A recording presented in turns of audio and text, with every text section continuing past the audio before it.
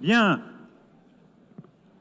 La 5e séance plénière. The 5th plenary meeting of the High-Level International Conference for the Peaceful Settlement of the Question of Palestine and the implementation of the two-state solution is resumed. Ladies and gentlemen, distinguished heads of state and government, ministers, Your Excellency António Guterres, Secretary General of the United Nations Organization, Your Excellency Annalena Baerbock, President of the General Assembly, Excellencies, ladies and gentlemen, it is an honor and a privilege for me to co-chair alongside the Kingdom of Saudi Arabia this conference in accordance with General Assembly Resolution 79/81 dated 3rd December 2024. We wish to extend a warm welcome to each and every one of you. Allow me now to deliver some opening remarks.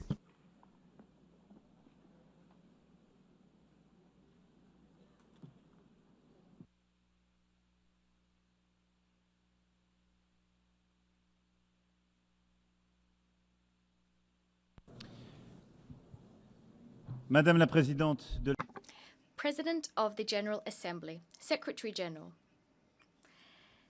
Heads of State and Government, ladies and gentlemen. We've gathered here because the time has come.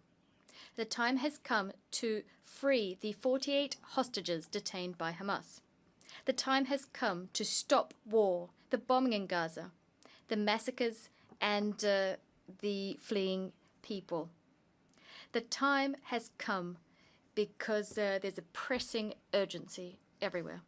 The time for peace has come because we're just a few moments away from no longer being able to seize peace. This is why we have gathered here today. Some might say it's too late. Others might say it's too early. But one thing is certain. We can no longer wait. In 1947, this assembly decided on the splitting of mandatory Palestine across two states, a Jewish state and an Arab state, thus recognizing the right of each of them to self-determination. The international community granted to the state of Israel at last fulfilling the destiny of this people after millennia of roaming and persecution, and Israel founded a beautiful democracy there. The promise of an Arab state to date remains unfulfilled. Since then, there's been a long path of hope and despair intertwined, which Israelis and Palestinians have gone down, each in their own way. We have walked alongside them, each of us in keeping with our history and our sensibilities. But the truth is that we bear a collective responsibility for, to date, having failed to build just and lasting peace in the Middle East. This is what became evident to us on the 7th of October 2023, when the Israeli people suffered the worst terrorist attack in its history. 1,224 men, women, and children killed, 4,834 men, women, and children injured, 251 men, women, and children taken hostage. The cruelty of Hamas and all those who collaborated in this massacre dumbfounded Israel and astounded the world. The 7th of October remains an open wound for the Israeli soul and for our universal conscience. We condemn it unequivocally because nothing, never, nowhere can justify having recourse to terrorism. Minds go out and hearts go out to the victims and their families. We've expressed our compassion to all Israelis and first and foremost demand for all hostages still held by Hamas to be freed unconditionally. The French paid tribute to the 51 French men and women assassinated on that day and all other victims of October 7th. We will never forget them. Never. Just like we will never stop the existential fight against anti-Semitism. The French people know the sting of terrorism, and our hearts remember the expression of the bonds of brotherhood following the terrorist attacks committed in Paris on the 7th of January 2015, when dozens of foreign leaders were in the ranks of those offering their sympathies, among which the Israeli Prime Minister and the President of the Palestinian Authority. We know that you cannot show weakness in the face of terrorism, but we also know the perils of endless wars. We know that right must always prevail over might. We know from our own history that a universal commitment to peace is the legacy of centuries gone by and the only way towards salvation. And on behalf of our friendship with Israel, our commitment to which has never faltered in the name of our friendship with the Palestinian people, for whom we want the initial promise of the UN Charter to be fulfilled, we want two states living side by side in peace and security to become a reality. However, currently Israel is further extending its military operation in Gaza with the stated objective of destroying Hamas. But there are hundreds of thousands of people who've been displaced, injured, famished, traumatized. Their lives are still being destroyed. Although Hamas has been considerably weakened, and despite the fact that negotiations on a permanent ceasefire are the surest means of ensuring the release of hostages, nothing justifies the ongoing war in Gaza. Nothing. On the contrary, everything compels us to definitively end it, since we didn't do it earlier. We must do this to save lives. The lives of Israeli hostages detained in atrocious conditions, the lives of hundreds of thousands of Palestinian civilians who are tormented by hunger, suffering, the fear of dying, mourning for their loved ones. We must save all lives, because for almost 2 years now, it is the denial of the humanity of the other and the sacrifice of human life which have prevailed. Yes, since the 7th of October, it is the life of the other that is being denied. We've been saying this since the first day of the war in Gaza. A life is a life. I know this because I held in my arms the families of hostages I met in Tel Aviv and in Paris. I'm thinking of the mother of Eata David, a hostage who was famished and displaced. I'm thinking of Nimrod Cohen, a 19-year-old hostage whose father I just met. I also know this because I was at the bedside of the Palestinian victims of Israeli military operations, refugees in Al Arish, women and children. I will never forget the way they looked at me.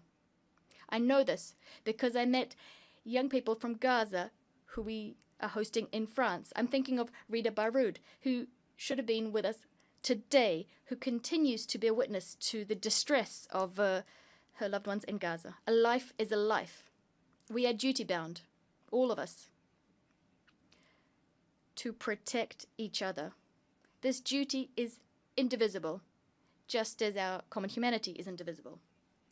There is a solution, a way of breaking the cycle of war and destruction. It lies in the recognition of the other, of his and her legitimacy, humanity, and dignity.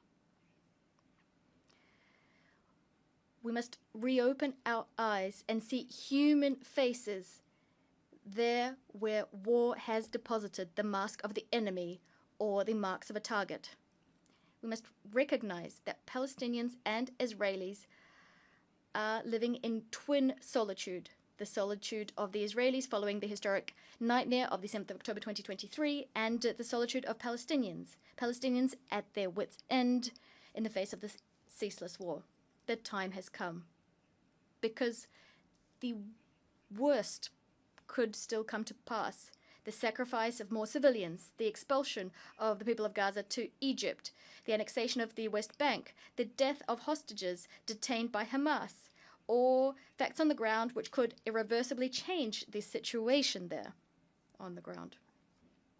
This is why, this is the very reason that today, here in this chamber, We must pave the way for peace because since July of last year, developments have accelerated. And at this point, we have reason to fear that the Abraham Accords, the Camp David Accords, could be called into question by Israel and that peace would become impossible for a long time yet in the Middle East. It thus falls to us this historic responsibility.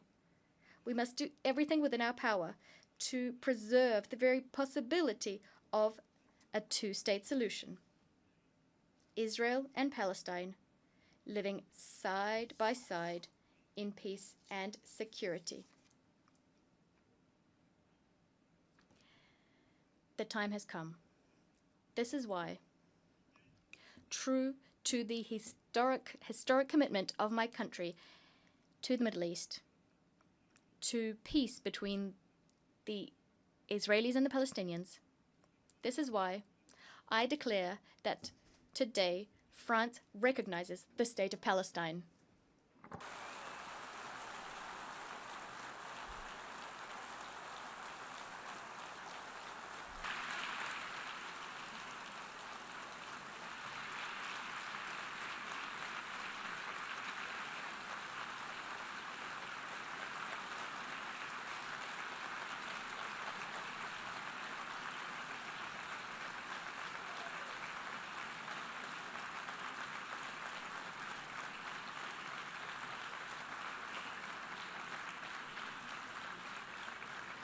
Cette reconnaissance This recognition is a way of affirming that the Palestinian people is not a people too many. On the contrary, this is a people who never says goodbye to anything, as Mahmoud Darwish said. A people with a strong history, roots, and dignity. The recognition of the legitimate rights of the Palestinian people takes nothing away from the rights of the people of Israel, who France supported from day one, and to the respect of which it is staunchly committed. This is why we're so convinced that this recognition is the only solution that will allow for Israel to live in peace. France has never wavered standing by Israel's side, even when its security was at stake, including when there were Iranian airstrikes. This recognition of the state of Palestine is a defeat for Hamas, just like for all those who foment anti-Semitism, nurture anti-Zionist obsessions, and who want the destruction of the state of Israel. This recognition by France goes hand in hand with others which will be announced today, and I thank them: Andorra, Australia, Belgium, Canada, Luxembourg, Malta, Monaco, Portugal, the United Kingdom, San Marino. They are here today. They answered our call issued in July and took the responsible choice, the necessary choice, the choice to opt for peace. Spain, Ireland, Norway, and Sweden are also going down the same path, and many others did before us too. This recognition paves the way for useful negotiations, useful for Israelis and Palestinians. This path is a path towards a peace and security plan for all. France and Saudi Arabia submitted this plan to this assembly, and it adopted it by a large majority. It carries our common ambition to break the spiral of violence and to change the situation on the ground. We managed to take a step towards one another, to move away from our habitual stances and to set concrete objectives. We must now set in motion a cycle of peace that meets the needs of all parties. The top priority of this peace and security plan, and it's very urgent, that is to ensure the release of 48 hostages and put an end to military operations throughout the territory of Gaza. I commend the efforts undertaken by Qatar, Egypt, and the US to achieve this. I ask Israel to do nothing more that would thwart these efforts coming to fruition.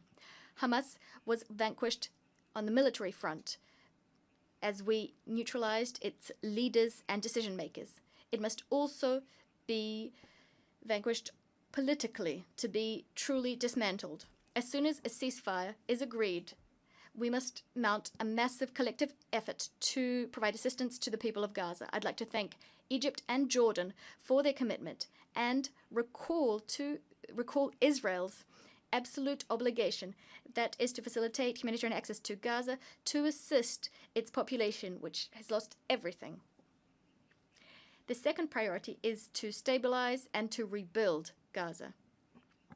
A transition administration incorporating the Palestinian Authority, as well as the young people of Palestine, together with security forces, the establishment of which we will accelerate, will have the monopoly over security in Gaza. It will implement the dismantlement and disarmament of Hamas, and this with the support of international partners and the necessary means required for this difficult mission.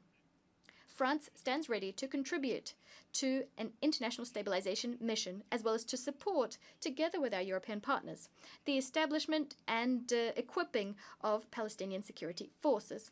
As soon as negotiations permit, the Security Council could decide to deploy a civilian and security support mission, liaising with the Palestinian authorities and with the consent of the Israeli authorities. Furthermore, it'll be up to the state of Palestine to give hope to its people, tested by years of violence and occupation, division, and negligence. It will be up to the state of Palestine to give its people a framework for democratic expression, a framework that's been renewed and that is secure. President Mahmoud Abbas committed to this before Prince Mohammed bin Salman and myself. He forcefully condemned the terrorist attacks committed on the 7th of October 2023. He reiterated his commitment to disarming Hamas and committed to excluding Hamas from future governance in Gaza, as well as from future governance throughout Palestinian territory. He reaffirmed his commitment to combating hate speech and promised an in-depth overhaul of Palestinian governance. France will pay close attention to the full implementation of all of the commitments made to us. This renewed Palestinian Authority is a necessary prerequisite for the success of the indispensable negotiations we'll need to resume to come to an agreement on each of the final status issues.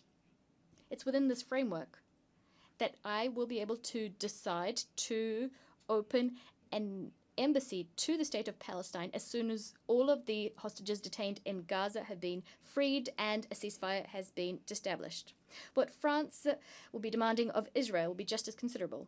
Together with our European partners, we will be pegging, that is, our level of cooperation with Israel to the provisions, the measures Israel will be taking to put an end to the war and negotiate peace. It's thanks to this path that we will get a state of Palestine which is sovereign, independent, and demilitarized, bringing together all of its territories, recognizing Israel and being recognized by Israel in a region which will at last see peace reign upon it.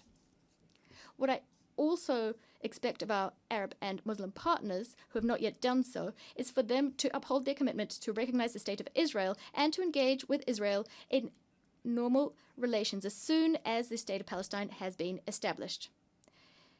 In so doing, together we will demonstrate dual recognition for the benefit of peace and security of all in the Middle East. Ladies and gentlemen, this is our peace plan. It establishes a demanding mechanism to end the war and enter into the negotiations phase. It allows for Israeli-Palestinian peace to be the first pillar of a new peace and security architecture in the Near East and the Middle East. It lends credibility to the possibility of further economic integration. Nothing will be possible unless the Palestinian authorities take full ownership of our renewed ambition so that we can at last achieve the two-state solution. I know that they are reluctant. I know that they harbor fears. And with the utmost respect, I hear the Israeli people, their sadness, their fatigue. But I want for the Israeli authorities to also hear this and to in turn take on commitments. I know that the Israeli people and the Israeli leadership have the strength to do this. I remember when I was a young man, when I learned of the horrible assassination of Yitzhak Rabin, almost 30 years ago. He was killed for wanting peace. When death was about to claim him, the heroic warrior of the State of Israel said, and I quote, I fought so long as there was no chance of peace, end of quote. But today, there is such a chance. Today, here, 142 states are proposing this peace. They're extending out their hands, ready to be shaken. So yes, the time has come to put an end to the war in Gaza.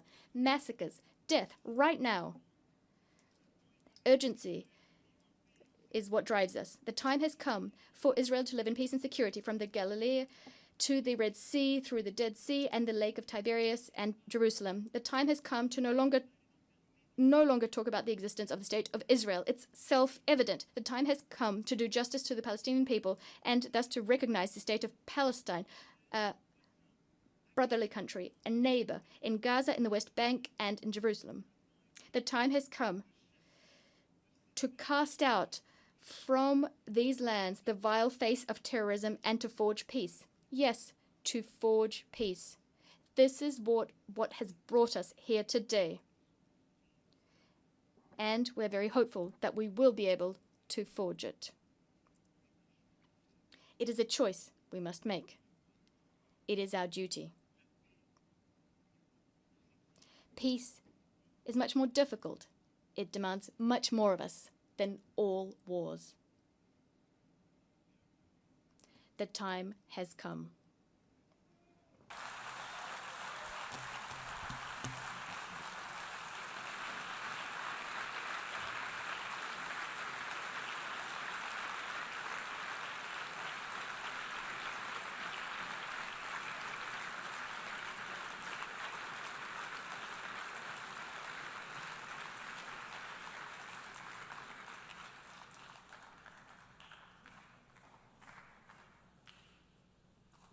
Merci pour votre attention.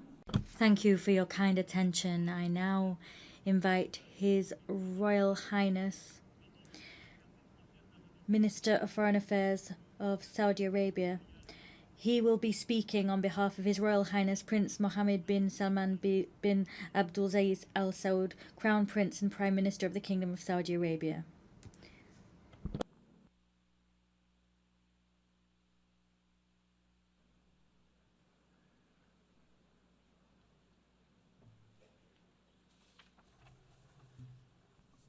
In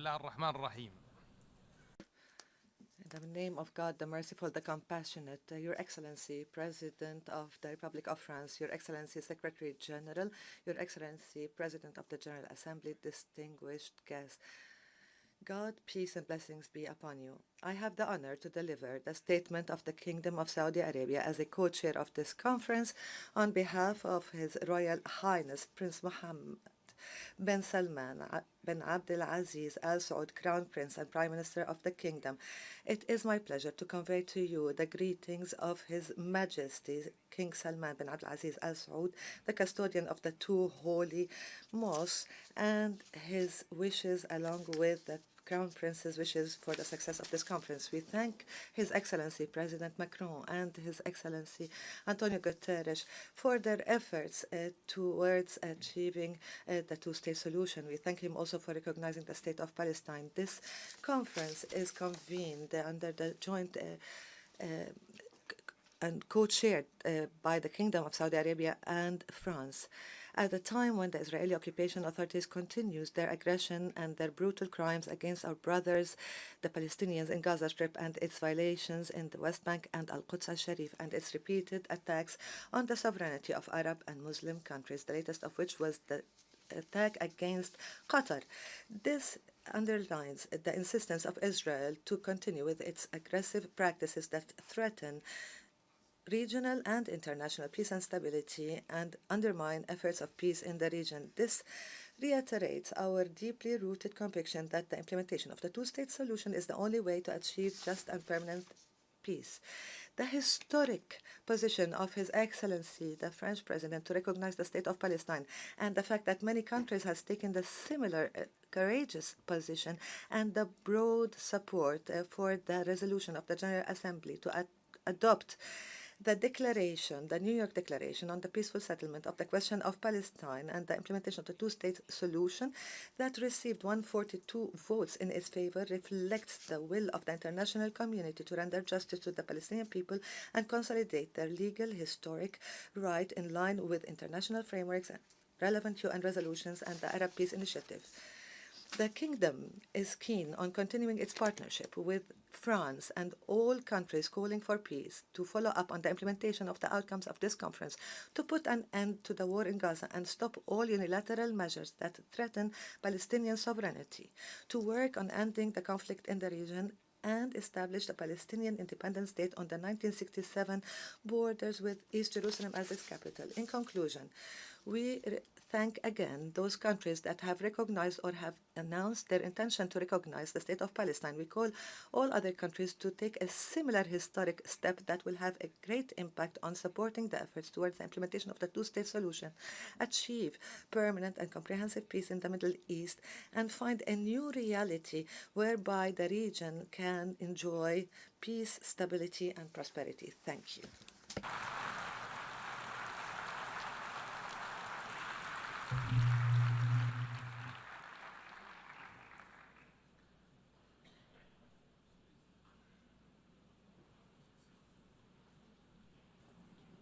Je remercie. I thank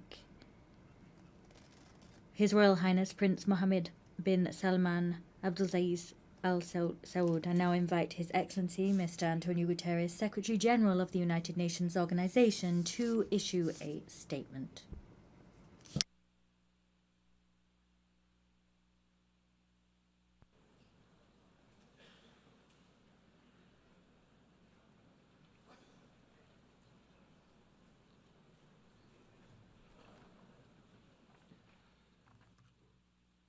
Distinguished co-chairs, Excellencies, ladies and gentlemen, I thank the government of France and the Kingdom of Saudi Arabia for convening this international conference on implementing the two-state solution.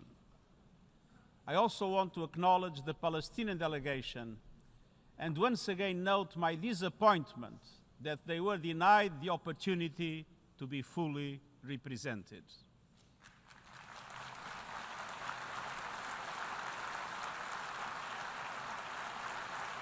Excellencies,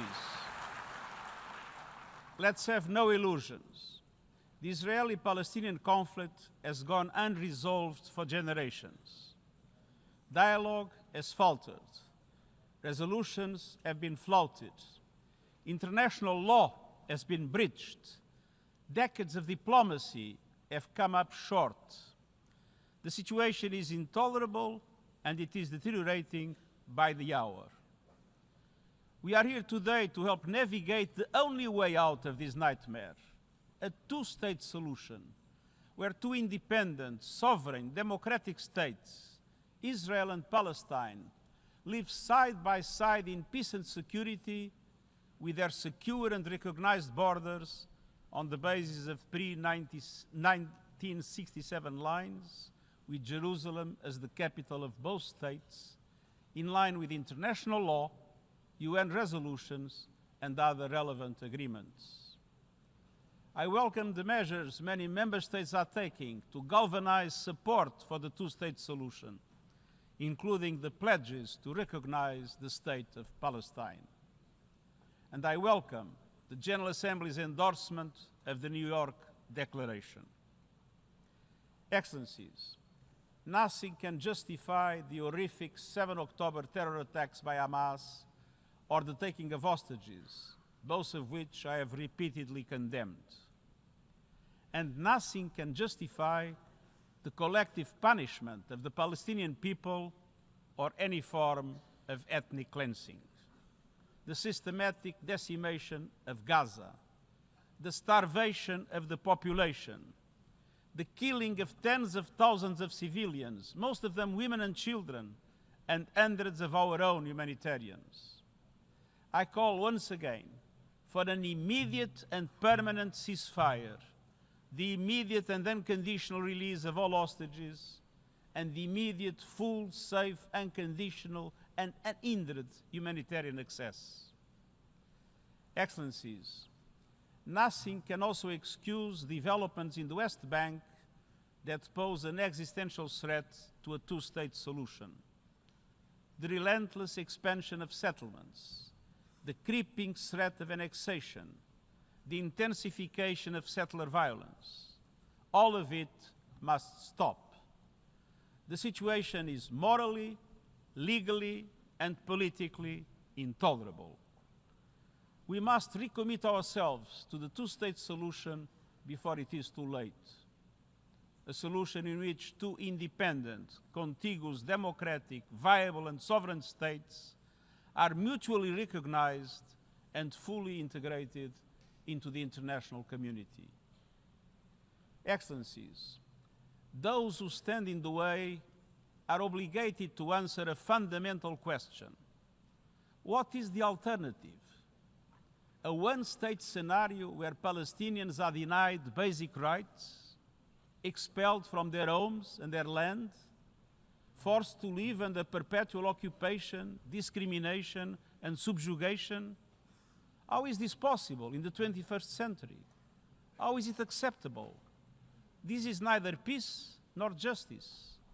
It will only increase the growing isolation of Israel on the global stage, and let's be clear, statehood for the Palestinians is a right, not a reward.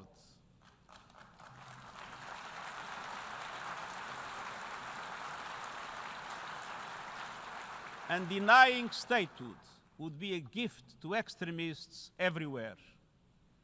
Without two states, there will be no peace in the Middle East, and radicalism will spread around the world. Excellences, Excellencies, this conference must mark a turning point. It must pave the way for irreversible progress, to put an end to the illegal occupation and to make good on our collective aspiration for a two-state solution. All of this is fully in line with adherence to international law. It has been approved by the General Assembly and supported by the international community. It is the only credible path towards a just and lasting peace between the Israelis and the Palestinians, and the only credible path towards peace and security throughout the Middle East as a whole. This will demand difficult decisions be taken from us all. This will demand courage and leadership based on principles from all sides. I urge you to do everything in your power to allow the two-state solution to prevail. This for the peoples of Israel, Palestine, and for humankind as a whole. I thank you.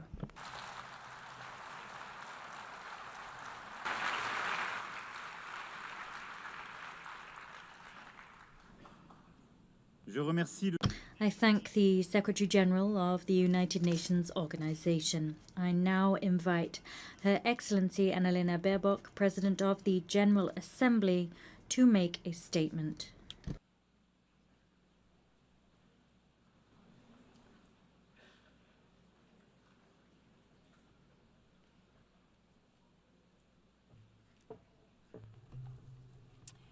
Your Excellency President Emmanuel Macron, Your Royal Highness Crown Prince Mohammed bin Salman, Your Highness Prince Faisal bin Farhan, Mr. Secretary General, Excellencies.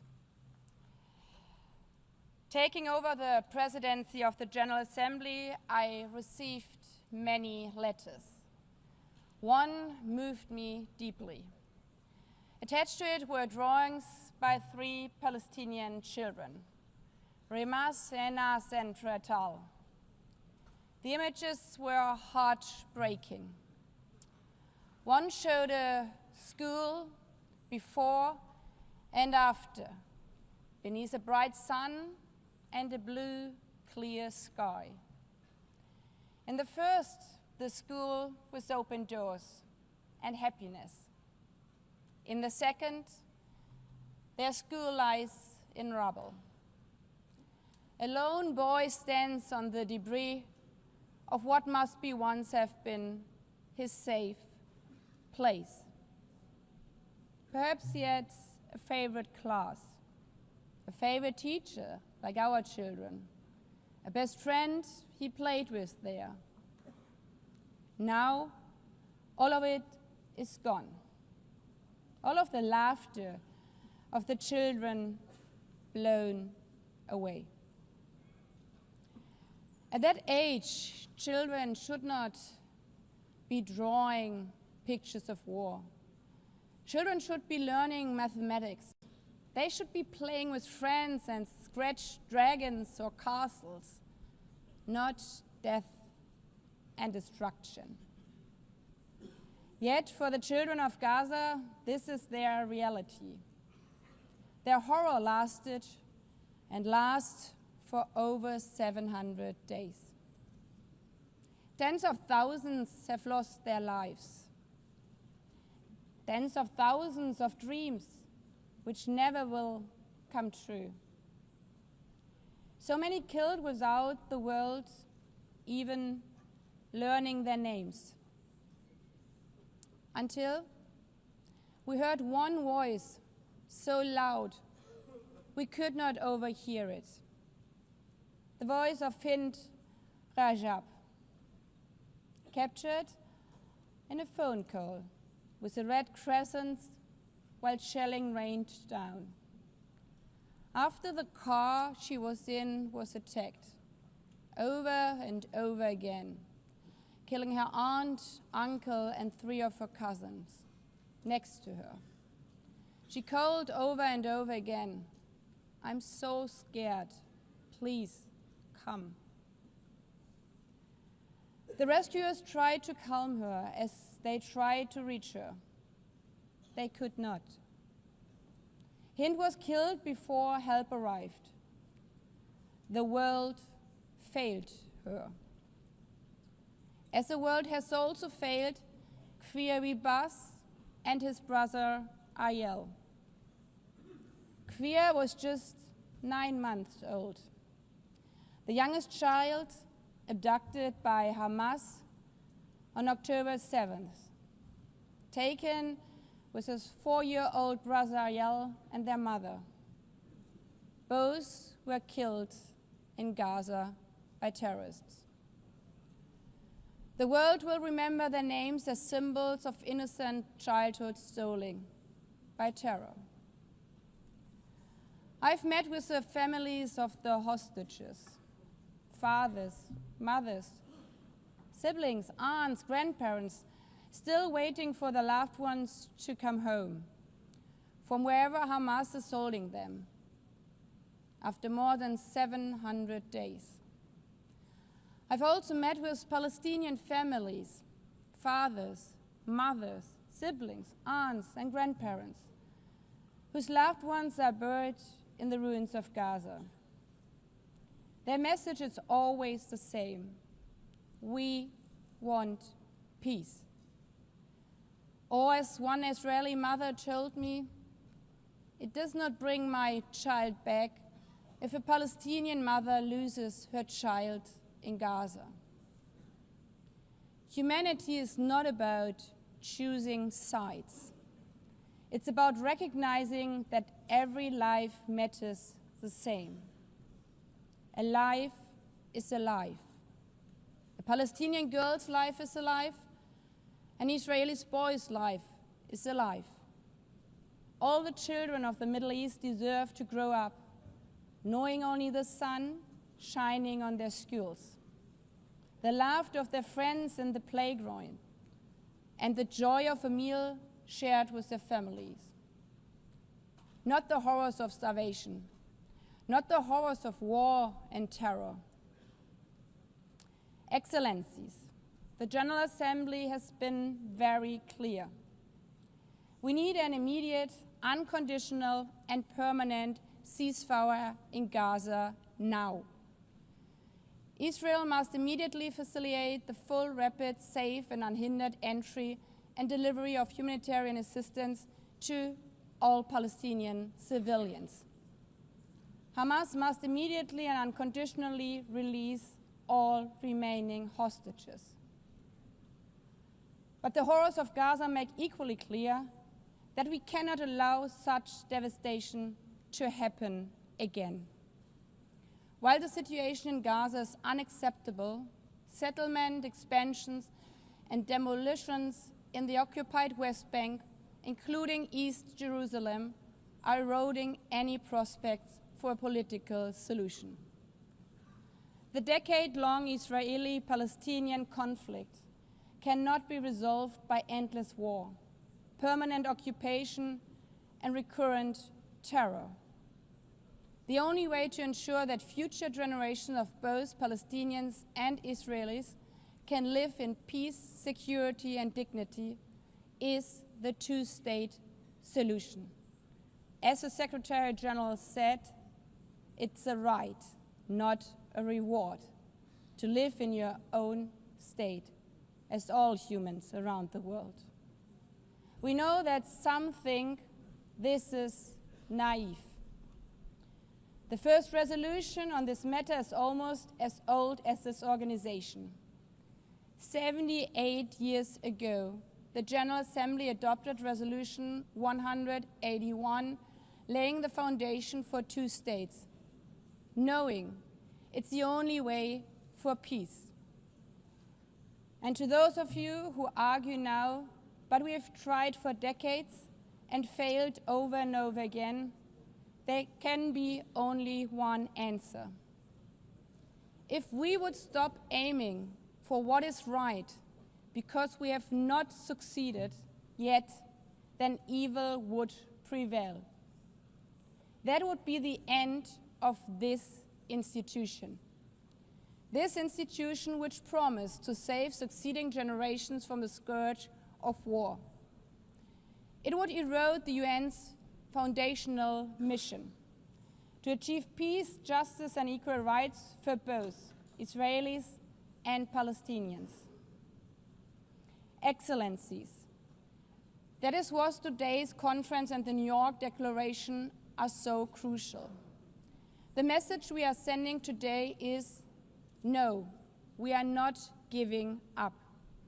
The international community does not only remain committed to the two-state solution, we are also identifying tangible, time-bound, and irreversible steps for its realization. And we are willing to take decisive measures and provide international guarantees. Of course, this conference and the New York Declaration will face criticism. Some will say a piece of paper cannot change realities on the grounds for Palestinians. Others will dismiss the vision of two states outright. But the fact remains, the New York Declaration was endorsed by 142 member states. And this majority clearly says the war in Gaza must end now. It condemns the attacks committed by Hamas against civilians on 7th of October. It condemns the attacks by Israel against civilians and civilian infrastructure in Gaza. It calls on Hamas to end its rule in Gaza and hand over its weapons. A sovereign and viable state of Palestine needs to be established, living side by side with the state of Israel in peace and security, with mutually recognized borders and full regional integration. Excellencies, the call for peace and the two-state solution is not an abstract. Not for the children watching missiles destroy their school. Not for the families waiting for news that their sons and daughters might be released from captivity. Not for the UN staff in Gaza who have witnessed their colleagues shot. Not for those who have been injured or maimed and will have to live with the trauma of this conflict for the rest of their life. It's an aspiration, but it's also an obligation. We owe it to the memory of Fint, Kriya, and Ariel, and the many, many others. And we owe it to the children like Rimas, Enas, and Rital, and all the children of Palestine and all the children of Israel, hoping for a better tomorrow, so that they may not inherit rubble, grief, and despair, but safety, dignity, and hope, to live one day in peace, side by side.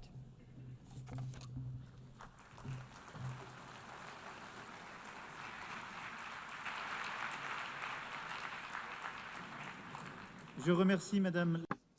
I thank the President of the General Assembly. I now invite His Excellency Mahmoud Abbas, President of the State of Palestine, to deliver a statement via video conference.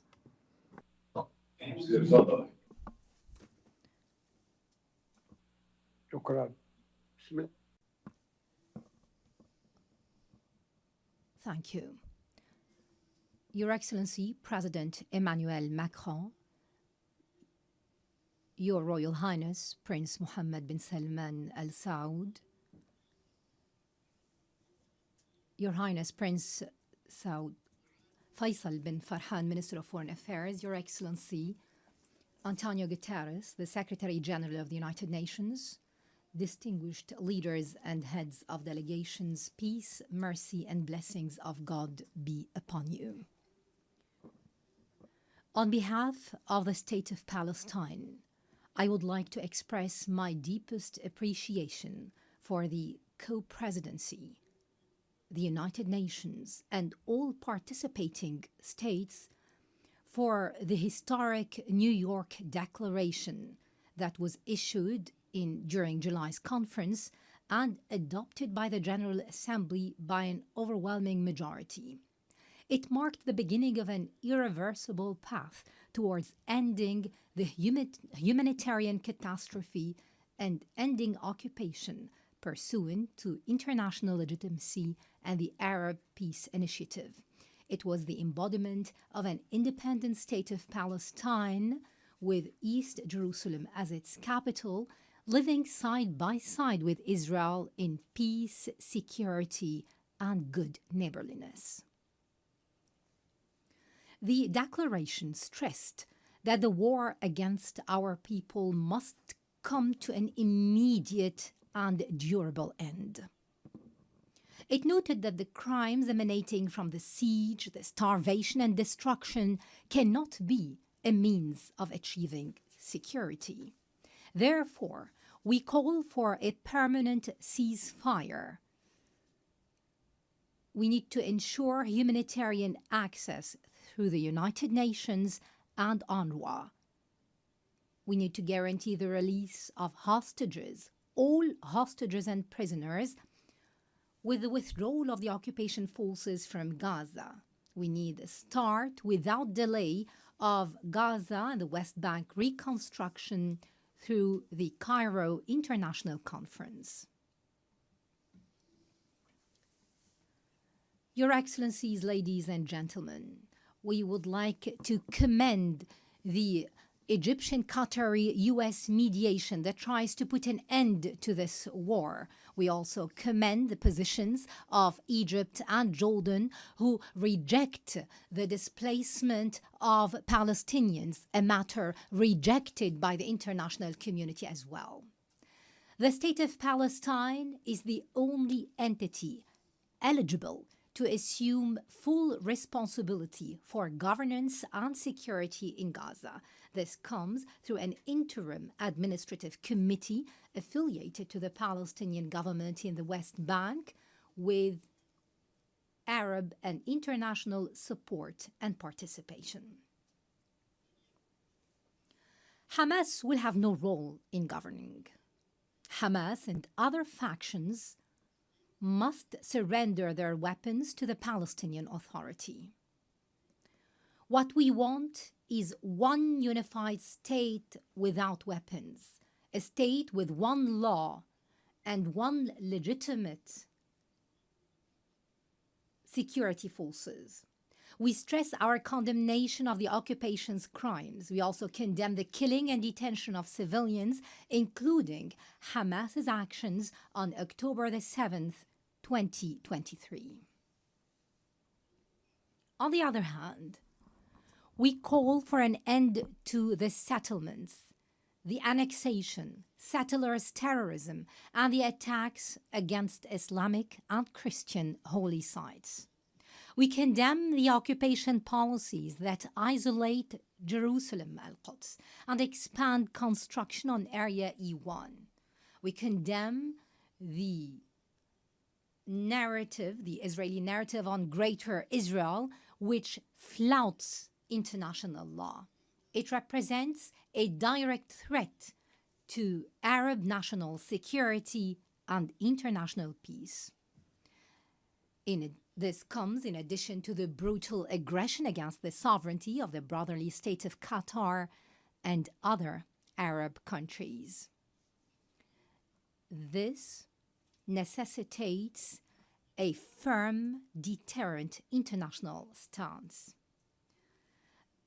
Ladies and gentlemen, the State of Palestine continues to adopt a comprehensive reform agenda promoting governance, transparency, the rule of law, and the reform of the financial system. It also works on the reform of educational curriculum in line with the UNESCO standards, and this will be achieved within 2 years.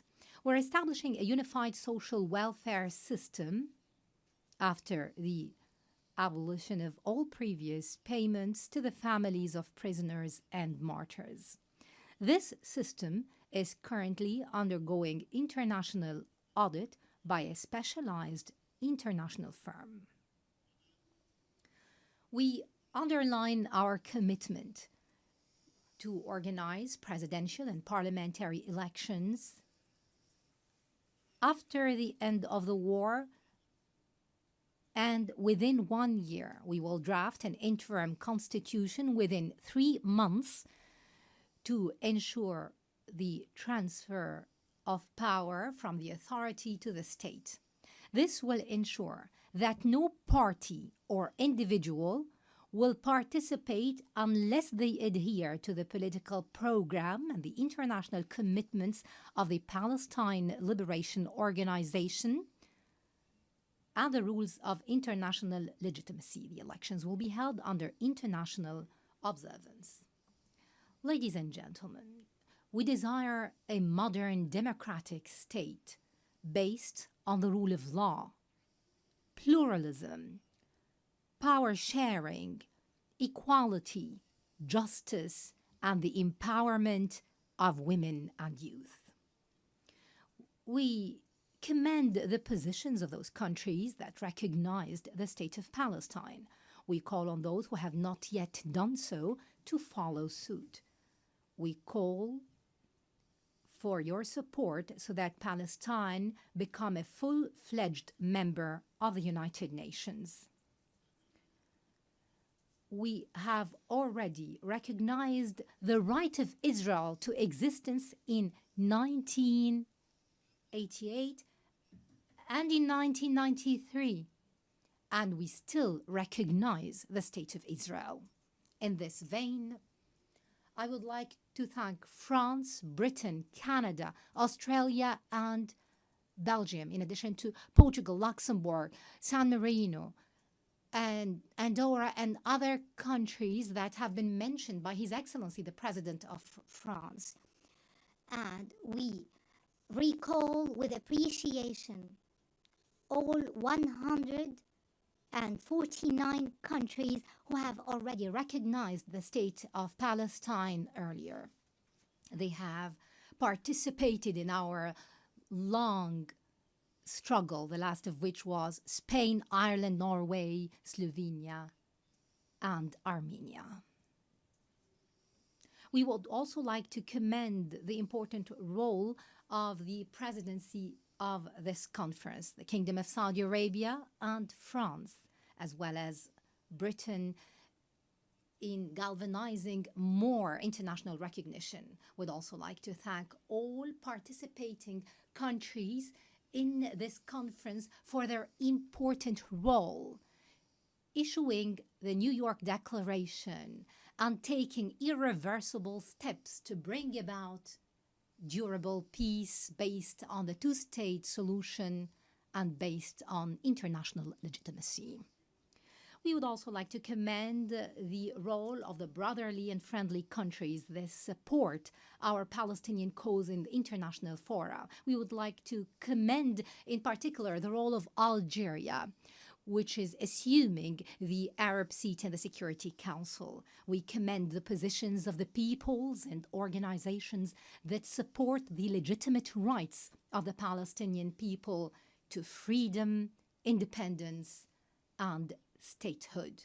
We reject any confusion, I repeat, any confusion between the solidarity with the Palestinian cause and the issue of anti-Semitism. We reject the latter, proceeding from our values and principles. We would also like to express our readiness to work with the US President Donald Trump, with Saudi Arabia, France, and the United Nations and all partners to implement the peace plan adopted during this conference within a specific timetable with international guarantees and monitoring. This would open the gates towards a just peace and comprehensive regional cooperation. In this regard, I call upon Israel to immediately sit on the negotiating table, to put an end to this bloodshed and bring about just and comprehensive peace. And I address the Israeli people saying, our future and yours banks on peace. Enough violence and war. Our generations deserve to enjoy freedom and security. Let the people in our region live in durable peace and good neighborliness. And I would like to seize this opportunity to address all the Jews in the world, wishing them a good new year. And to our patient Palestinian people in their homeland and everywhere, I would like to tell you that the dawn of freedom and liberty is coming, no doubt. That day, ladies and gentlemen, is the day of the State of Palestine and the start of the peace process in the Middle East. We hope that we will call very soon to an international conference that will bring about this matter. Peace and blessings of God be upon you.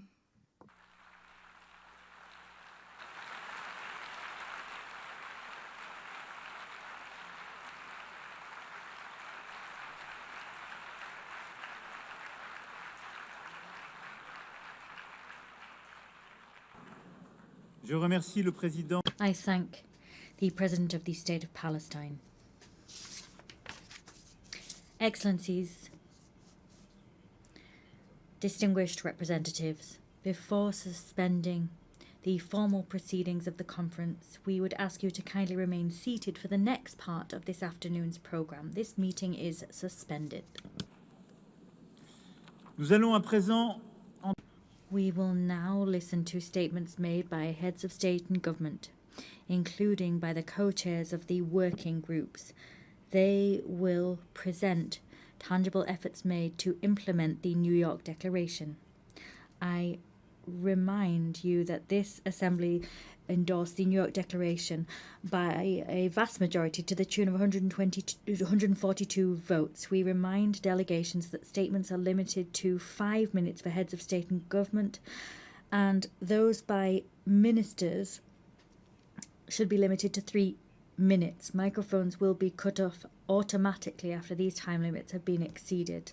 I now give the floor to the King of Jordan, Your Majesty.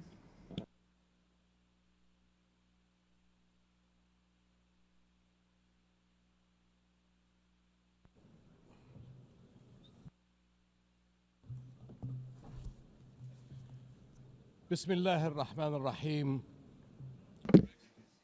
Friends, I thank France and the Kingdom of Saudi Arabia for convening this meeting. We meet here at the UN, where every country, every people are promised a voice. We meet to raise our voices for peace and for justice, for the only path to ensuring security for the Middle East and beyond the two-state solution. This year marks the 80th anniversary of the United Nations. Almost every year since, our countries have met within these halls to decry the injustice and violence of the Palestinian-Israeli conflict and seek solutions. And now, for nearly 2 years, we have been witnesses to a horrific level of bloodshed and destruction in Gaza. It stands in flagrant violations of international laws and the values of our shared humanity, and it threatens the foundations of future peace. The war in Gaza must end. Humanitarian aid must flow unhindered, and all illegal and unilateral measures in the West Bank and settler violence must also end. A clear choice stands before us. On one side, to continue down the dark and bloody path of war and conflict, or to take the path of peace through the two-state solution. And today, the world is taking a significant step on the path to achieving just and lasting peace. This global rally behind the two-state solution sends a clear message. The conflict must end. The two-state solution is the only path to the just and lasting peace that fulfills the rights of all our peoples. We thank all countries that have recognized the state of Palestine, and now we must work to stop all measures that undermine the two-state solution. We must make sure that today is a step in a continued effort to realize it. As we work on ending the war in Gaza, we must also do all we can to restore hope. The commitment so many countries are making to a future of peace today begins that long, difficult, but essential process. Thank you.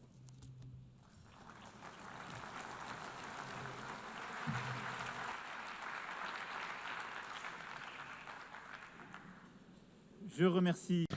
I thank His Majesty the King of Jordan. I now give the floor to the President of Turkey.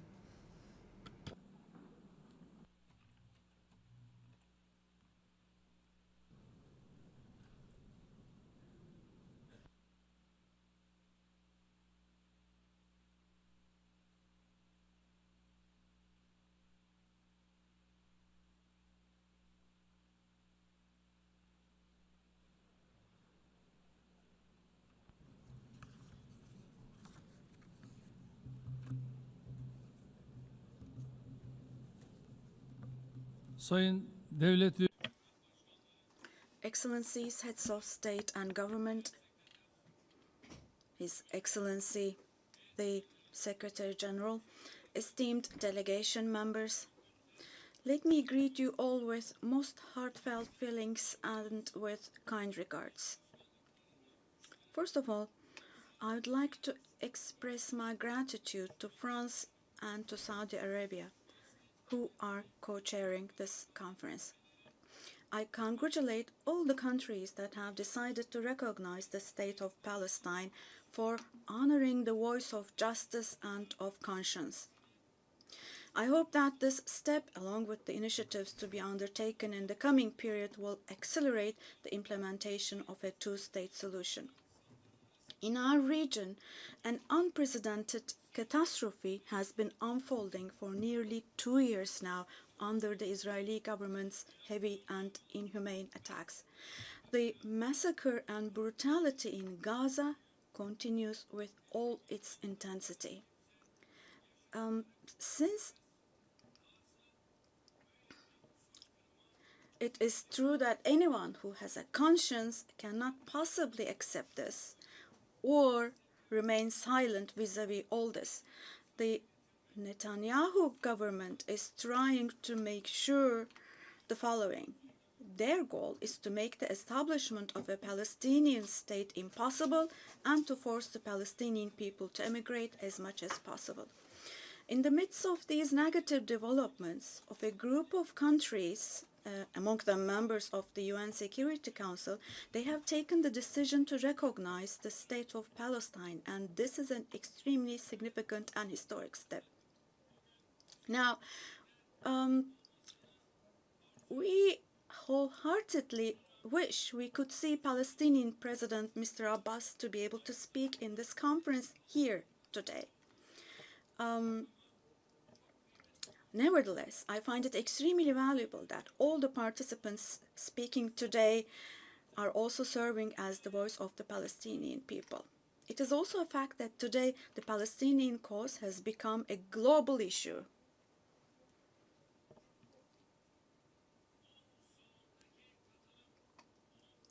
The participation in this hall today is the most important proof of this.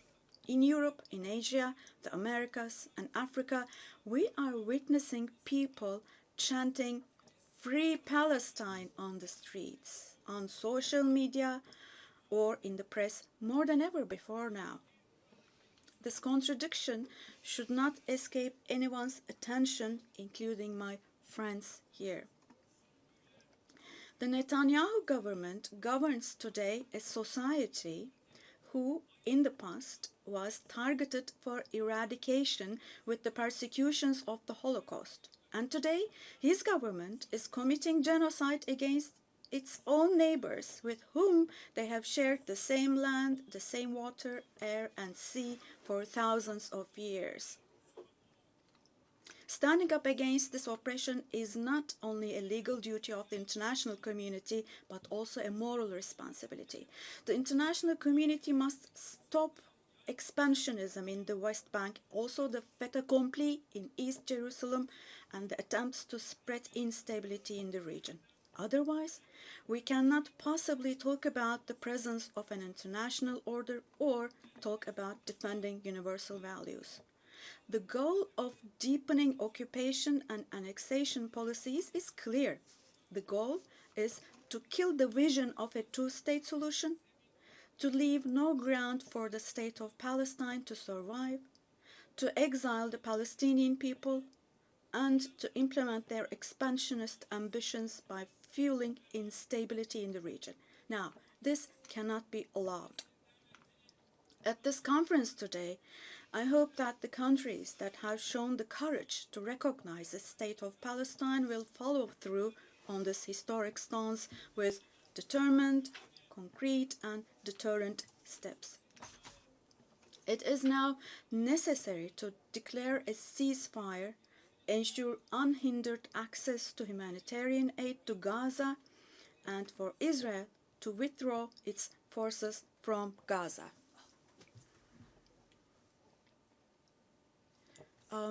Apologies. I cannot hear the president. I lost his voice. Apologies, ladies and gentlemen. This is the interpreter speaking. I cannot hear the president. His voice is gone. His voice is gone. We cannot hear him. Me and my colleague, we cannot hear the president. Apologies for this, but we're having a technical glitch here. We cannot hear the president. We stopped being able to hear him. His voice is gone completely.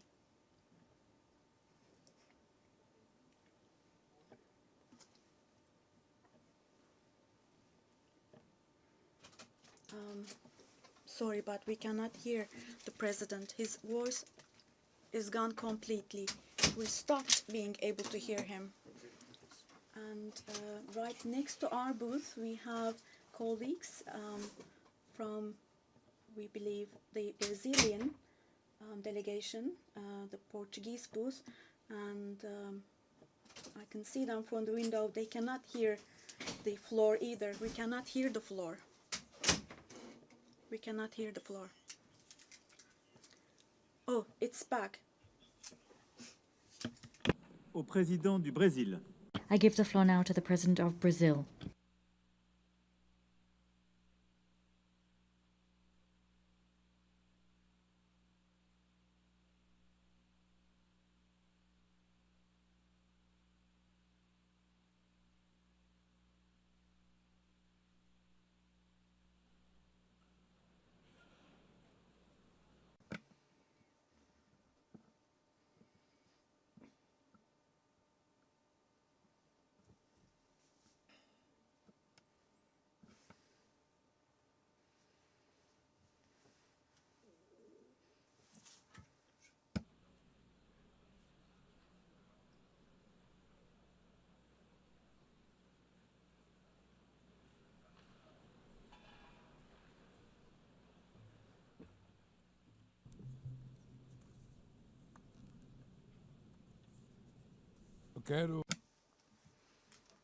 I would like to commend President Emmanuel Macron and Prime Minister Mohammed bin Salman for leading this important process and event. The question of Palestine arose when the General Assembly adopted the so-called Petition Plan 78 years ago. The session in which it was approved was chaired by Brazilian Osvaldo Aranha. On that occasion, the two-state perspective was born, but only one materialized. The conflict between Israel and Palestine is the paramount symbol of the obstacles faced by multilateralism. It shows how the tyranny of the veto sabotages the very reason for the UN's existence, of avoiding atrocities like the ones that motivated its founding from happening again. It also goes against its universal vocation, blocking the admission as a full member of a state whose creation derives from the authority of the General Assembly itself. A state is based on three pillars: territory, population, and government. All have been systematically undermined in the Palestinian case. How can we talk about territory in the face of an illegal occupation that grows with each new settlement? How do you keep a population in the face of the ethnic cleansing we are witnessing in real time? And how do you build a government without empowering the Palestinian Authority? As the Commission of Inquiry on the Occupied Palestinian Territories pointed out, there is no more appropriate word to describe what is happening in Gaza than genocide. Therefore, Brazil decided to become a party to the case submitted by South Africa to the International Court of Justice. The terrorist acts committed by Hamas are unacceptable. Brazil was emphatic in condemning them. But the right to defense does not authorize the indiscriminate killing of civilians. Nothing justifies taking the lives or mutilating more than 50,000 children. Nothing justifies destroying 90% of Palestinian homes. Nothing justifies using hunger as a weapon of war, nor targeting starving people seeking help. 500,000 Palestinians do not have enough food, more than the population of Miami or Tel Aviv. Hunger does not afflict the body only, it shatters the soul. What is happening in Gaza is not only the extermination of the Palestinian people, but an attempt to annihilate their dream of a nation. Both Israel and Palestine have the right to exist. Working to achieve a Palestinian state means correcting an asymmetry that compromises dialogue and obstructs peace. We salute the countries that recognize Palestine, as Brazil did in 2010. We are already the vast majority of the 193 members of the UN. Brazil commits to strengthening controls on imports from illegal settlements in the West Bank and maintaining a suspension of exports of defense materials, including dual-use materials that could be used in crimes against humanity and genocide. Given the Security Council's failure to act, the General Assembly must exercise its responsibility. We support the creation of a body inspired by the Special Committee Against Apartheid, which played a central role in ending the South African racial segregation regime, securing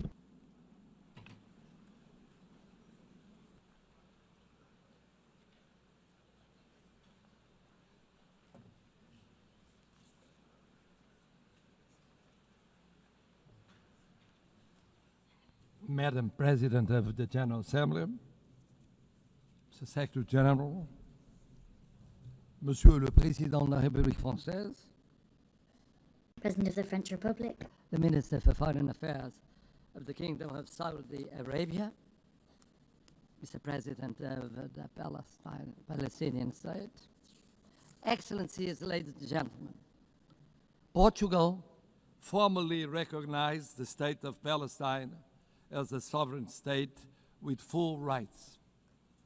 This decision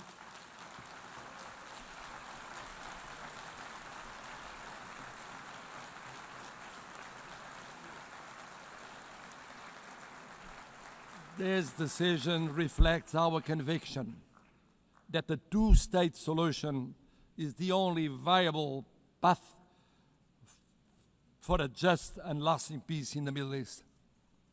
By reaffirming it here, Portugal seeks to contribute to a broader international effort towards peace, justice, and stability. If we do not act, the crisis will leave scars for generations, fueling extremism and further instability. So, humanitarian access must be ensured without delay. All hostages must be released. Terrorism like October the 7th can never be justified, and civilians, regardless of nationality, religion, or ethnicity, must be protected at all times, and therefore a ceasefire must be attained immediately. Portugal's commitment to peace in the Middle East has been constant and clear. We have always defended the two-state solution in line with the United Nations resolutions and the 67 borders.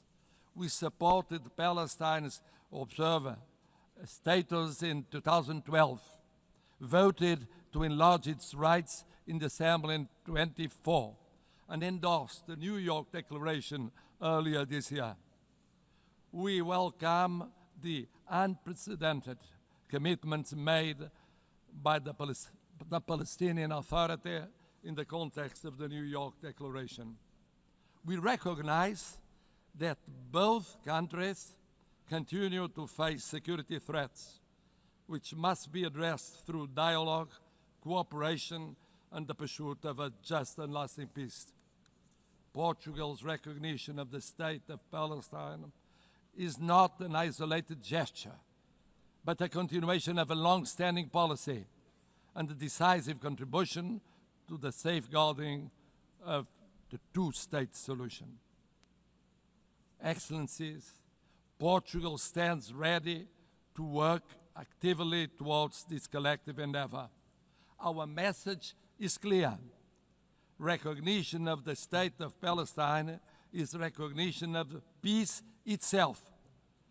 Now, today, tomorrow would have been too late. Thank you.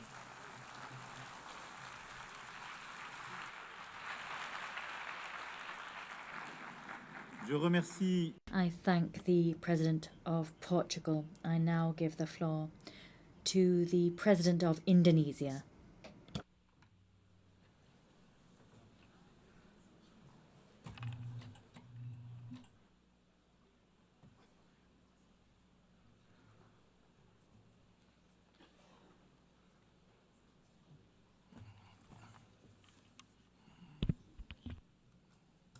His Excellency President Emmanuel Macron, President of the French Republic, His Highness Prince Faisal bin Farhan Al Saud, Foreign Minister of the Kingdom of Saudi Arabia, as the co-chairs of this distinguished meeting. Co-chairs, Excellencies, distinguished representatives of the United Nations, I wish to extend our deepest appreciation and highest regards to the governments of France and the Kingdom of Saudi Arabia for their leadership in convening this important deliberation. It is with a heavy heart that we recall the ongoing unbearable tragedy in Gaza. Thousands of innocent lives, many of them women and children, have been killed. Famine looms. Human catastrophe is unfolding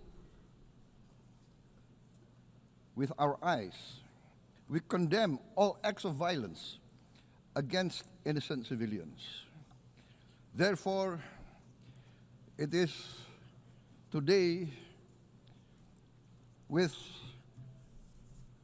dignity that we gather to take our historical responsibility.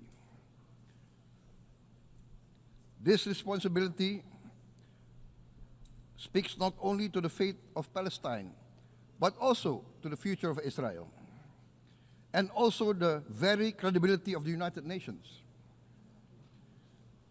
We condemn all violence against innocent civilians. Therefore, Indonesia once again reiterates its commitment to the two-state solution in the Palestine problem. Only this two-state solution will lead to peace. We must guarantee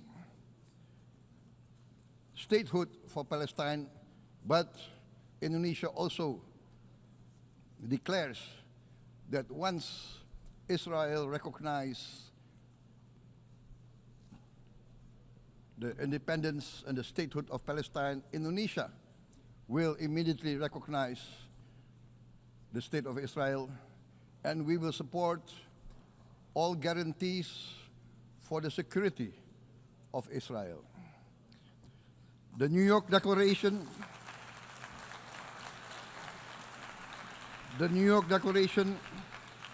has provided a peaceful and just pathway towards peace. Statehood must mean peace. Recognition must mean a real chance towards lasting peace.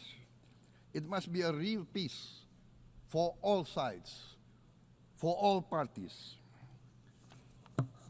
Distinguished Excellencies, we commend the leading states of the world that have taken this principled step. France, Canada, Australia, the United Kingdom, Portugal, and many other leading countries of the world have taken a step on the right side of history. The recognition of the state of Palestine is the right step on the right side of history. To those who have yet to act, we say, history does not stand still. We must recognize Palestine now. We must stop the humanitarian catastrophe in Gaza. Ending the war must be our utmost priority. We must overcome hatred, fear. We must overcome suspicion. We must achieve the peace that is necessary for the human family. We are ready to take our part in this journey towards peace. We are willing to provide peacekeeping forces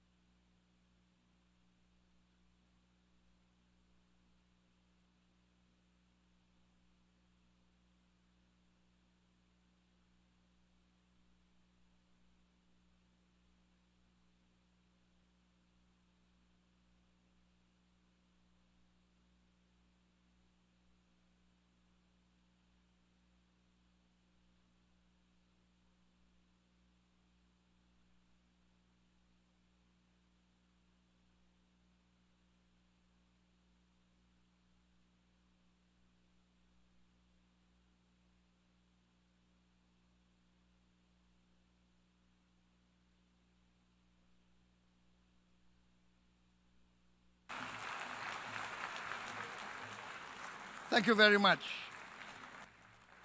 Peace. Peace now. Peace immediately. We need peace. Thank you very much.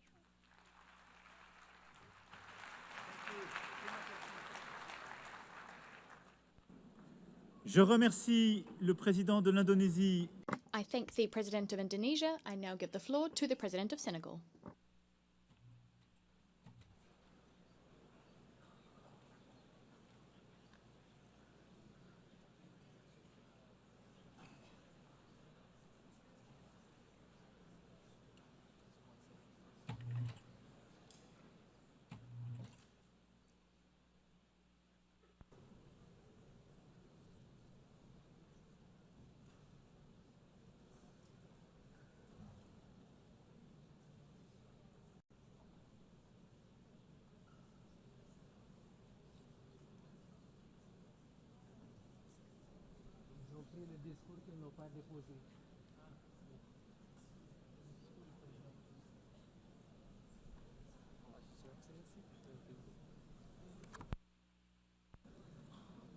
Messieurs les co-présidents, Co-chairs, dear colleagues, Secretary General of the United Nations, ladies and gentlemen, I commend the leadership of France and Saudi Arabia, and I commend the commitment of all here present to the Palestinian cause.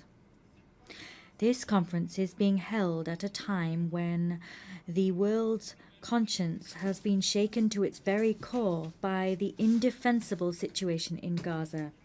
That situation has gone beyond all limits. We are witnessing an indescribable tragedy bearing all the hallmarks of ethnic cleansing. In the face of such inhumanity on such scale, to say nothing, to do nothing is not an option.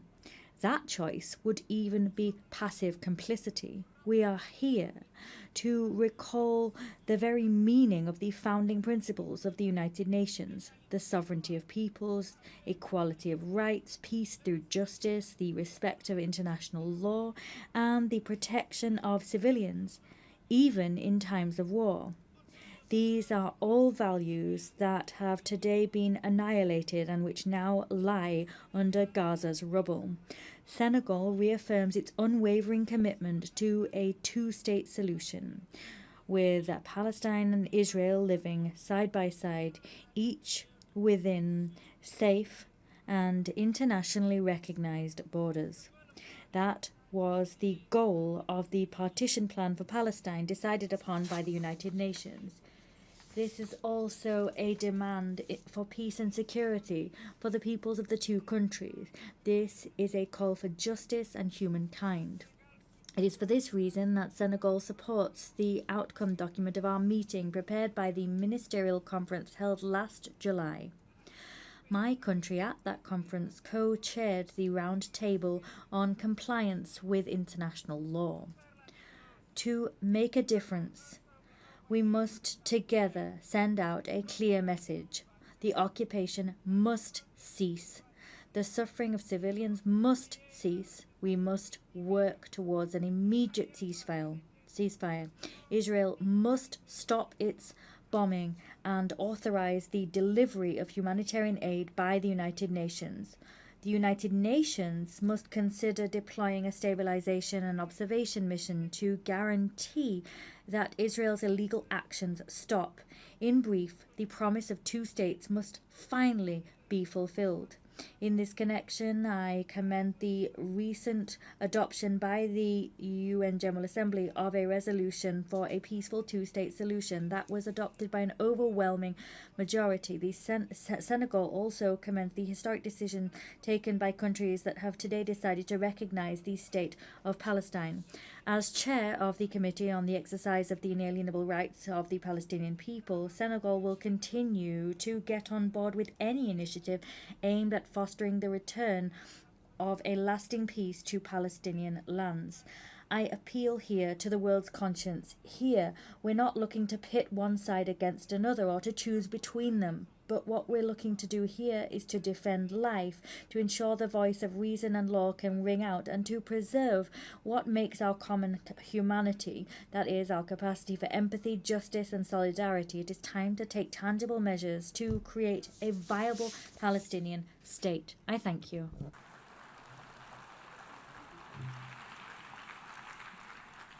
Je remercie le président. I thank the President of Senegal. I now give the floor to the Sovereign Prince of Monaco.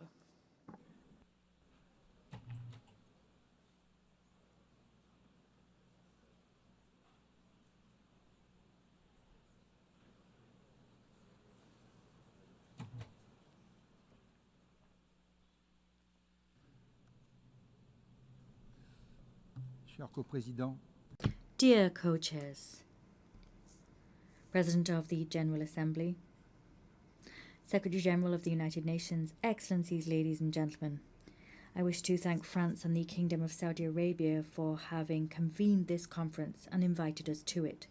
Since the very beginning, we have spoken out as the Principality of Monaco loud and clear to defend indissociable rights, that of Israel to live within safe and recognized borders and to enjoy security therein, and the right of the Palestinian people to have a sovereign, viable and democratic state. Today we wish to reaffirm our unwavering support to Israel's existence, and we also wish to recognize Palestine as a state under international law.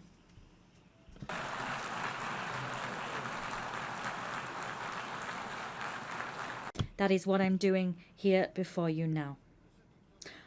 The 7th of October 2023 was in its full horror the starting point of the current chaos. It is now more urgent than ever before to move towards a tangible, balanced and sustainable solution based on mutual recognition and the respect for fundamental rights. This as soon as all hostages have been released and as soon as Hamas has been disarmed. Peace cannot remain a dim prospect on the distant horizon. It must be given its lifeblood in institutions with mutual guarantees and ensuring the effective respect for everyone's rights. The Principality of Monaco is aware of its place in the House of Nations. We continue to affirm that only a solution based on the existence of two national entities living side by side in dignity and mutual respect will pave the way towards lasting stability. Peace cannot be issued by decree. It is built through common will. Thank you.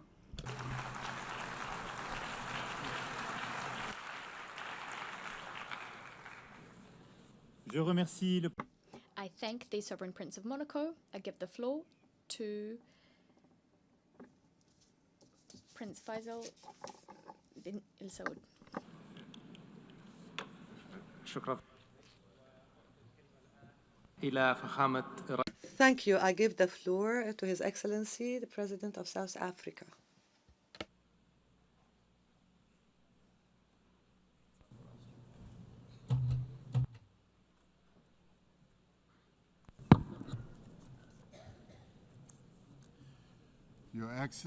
Your Excellencies, would like to thank France and the Kingdom of Saudi Arabia for convening this very crucial conference. This is a moment of great significance, not only for the people of Palestine, not only for the people of Israel, but for all people who cherish the ideals of freedom and self-determination. Shortly after the United Nations was created, the General Assembly adopted Resolution 181, which recommended the creation of two states, Israel and Palestine.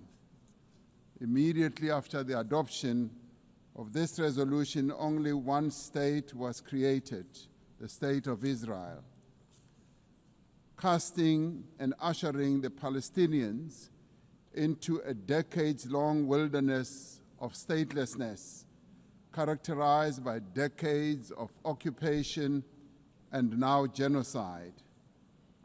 I'd like to congratulate the President of France, President Macron, for today announcing a very bold decision to support the long overdue creation and the recognition of the sovereign state of Palestine. President Macron, I stand here to congratulate you and to congratulate others who have taken this step. South Africa reiterates its firm commitment to the creation of a contiguous Palestinian state existing peacefully side by side with the State of Israel along the 1967 borders with East Jerusalem as its capital. South Africa condemned the 7th October attacks by Hamas that resulted in the deaths of more than 1,200 people. In response to this attack, Israel has unleashed disproportionate punishment against the people of Palestine. And we say here today that the only solution to this conflict is a two-state solution. The viability of a two-state solution depends on full and universal respect for international law. All states, including the State of Israel, must comply with the collective obligations under international law. As the UN marks the 80th anniversary, we call on all member states to recognize Palestine and to act in solidarity with its people. To restore the prospects of a two-state solution, we call, firstly, for global recognition of Palestine and its sovereignty and territorial integrity. Secondly, the immediate ceasefire and an end to the genocide and the release of hostages by Hamas and prisoners by Israel. Thirdly, the full respect for international law, including the respect for UN resolutions and opinions and the decisions of the International Court of Justice. Fourthly, the removal of obstacles to the two-state solution, including a halt to illegal settlements and removal of the separation wall. Lastly, the restoration of the humanitarian aid and reconstruction of Gaza. This is a conflict that has gone on for almost as long as the United Nations has existed. And we say that as the international community, this conflict must end now, and we as the international community must act now also in unison. We must now work together to achieve a just and peaceful and lasting solution. I would like to welcome the demonstrable groundswell of support for the establishment of the much-awaited state of Palestine by 142 nations.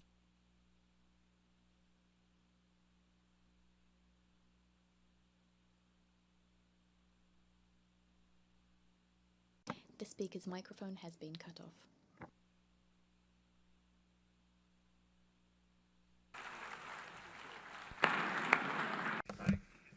The President of South Africa.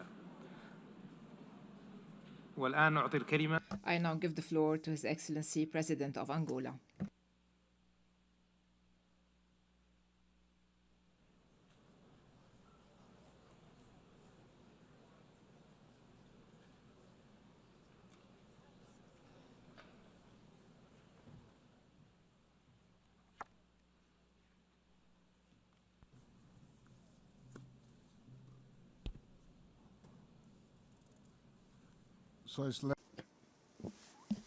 Your Excellency Emmanuel Macron, President of the French Republic, Your Excellency Sheikh Faisal Al Saud, Minister of Foreign Affairs of the Kingdom of Saudi Arabia, co-chairs of this special session, Excellencies, I would like to welcome the holding of this important international conference, which confirms the commitment of the United Nations member states to the urgent search for a peaceful, just and lasting solution to one of the most complex conflicts on the planet and the oldest in the Middle East.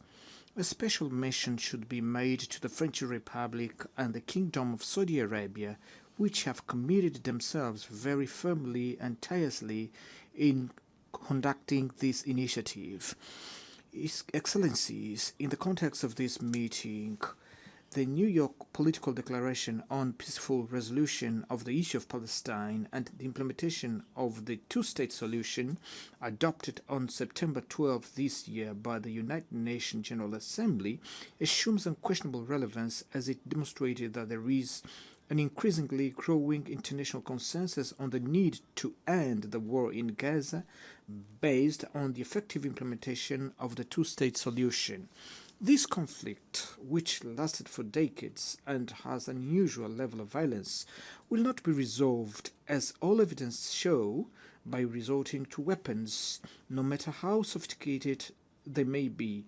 The international community, which is increasingly aware of this fact, must use urgently all means at its disposal to convince the belligerents that the only way out of this situation is through dialogue, to achieve a definitive peace based on the creation of the State of Palestine and peaceful coexistence between the two peoples.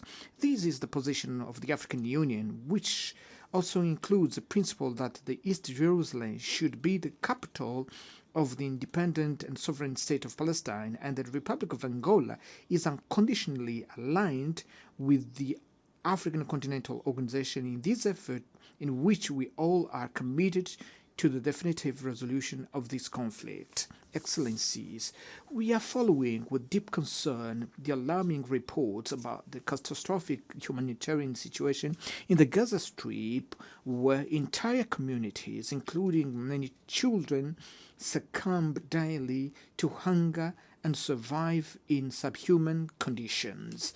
Africa in general, and the Republic of Angola in particular, we have a firm position of condemnation of terrorism in all its forms and manifestations, and within this principle, we condemned the action that results in the death and kidnapping of a large number of people in Israel by Hamas.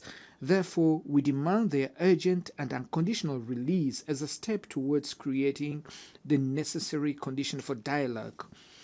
Along with our equivocal condemnation of this act of deliberate violence perpetrated against Israel civilian by Hamas, we also repudiate the disproportionate reaction of the State of Israel with the use of fighter jets, bombers, tanks, and heavily artillery against not conventional army, but against defenseless civilian population of Palestine, journalists, medical personnel, employees of United Nations and humanitarian organization agencies under the pretext of persecuting Hamas.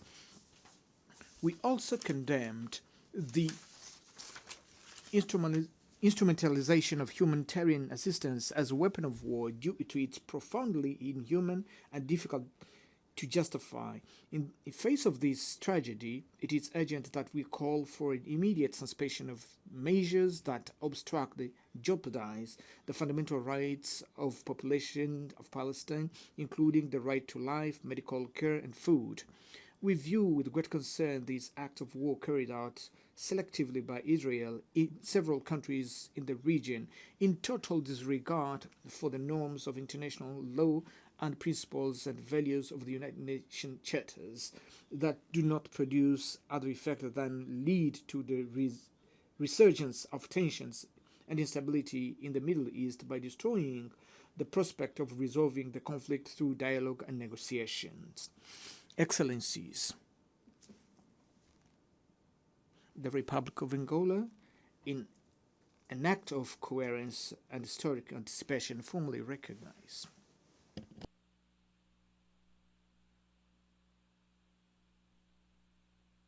The speaker's microphone has been cut off.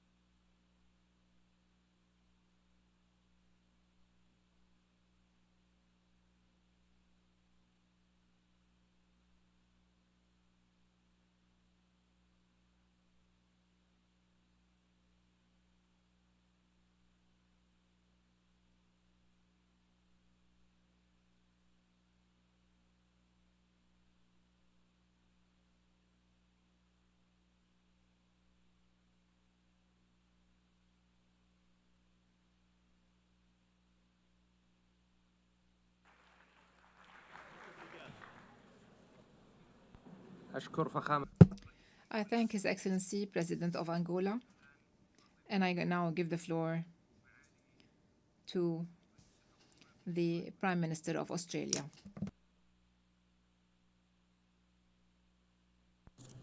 President Macron, Your Royal Highness, Secretary-General, colleagues.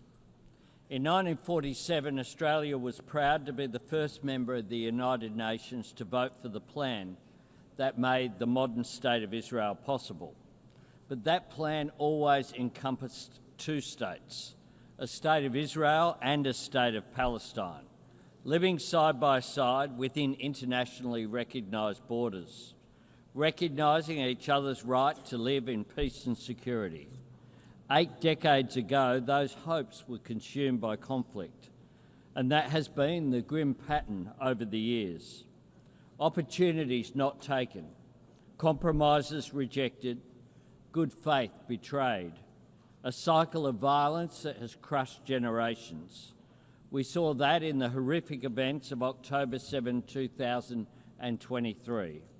Hamas terrorists descending on a festival promoting friends, love and infinite freedom to perpetrate atrocities.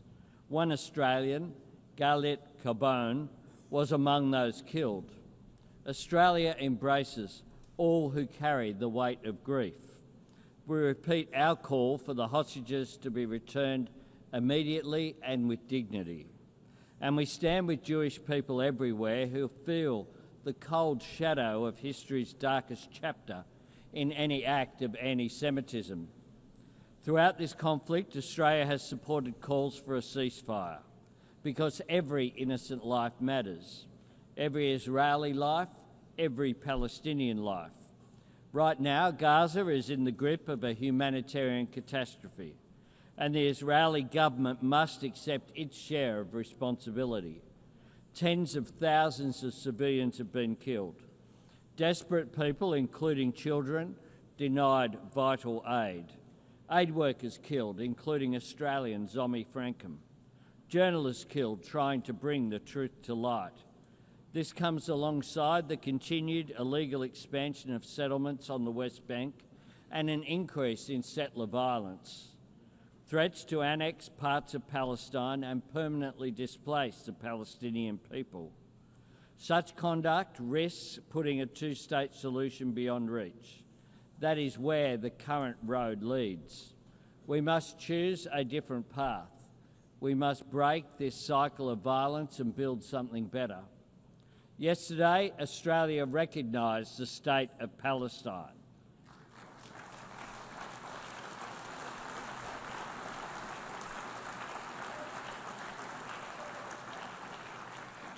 We have been clear. The terrorist organisation Hamas can have no role in Palestine's future. Our recognition was predicated on commitments from the Palestinian Authority, reaffirming Israel's right to exist in peace and security, that Hamas turn over its weapons to Palestinian security forces and never controls Gaza again, and the PA must demilitarise, hold democratic elections and undertake wholesale reform to governance, finance and education. The leadership of the Arab League has added strength to these commitments. Their demand for Hamas to surrender its weapons and end its rule in Gaza has helped create this historic opportunity, a chance to deliver self-determination for Palestine in a way that permanently disarms Hamas and drives them from the region once and for all. Recognising the aspirations of the Palestinian people is about more than a seat, a voice and a vote in the councils of the world. It is about real hope for a place to call home. This is the same hope that sustained generations of Jewish people, the same hope that binds us all to our countries and cultures and drives us to want a better life for our children. Working together, we can build a future where instead of children in Gaza dying in pain, living in fear or being taught to hate, they can go to school and build a life in larger freedom. That future depends on recognition being followed by reconstruction and reform, a credible cooperative peace plan supporting recovery in Gaza and security for Israel, establishing governance and excluding Hamas on the day after and every day after that. This is the next step we must take, and we must take it together. I thank you very much.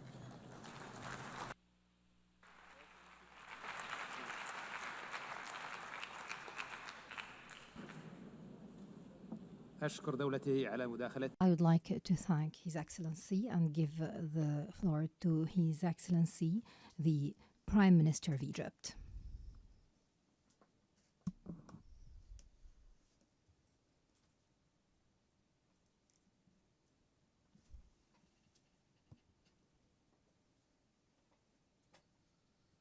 In the name of God, the compassionate, the merciful, Your Excellency President Emmanuel Macron, President of the Republic of France, Your Highness Prince Farhan, Minister of Foreign Affairs of Saudi Arabia, Your Excellency António Guterres, United Nations Secretary General, ladies and gentlemen. Allow me at the outset to commend the efforts made by the Kingdom of Saudi Arabia and the Republic of France to organize this important conference.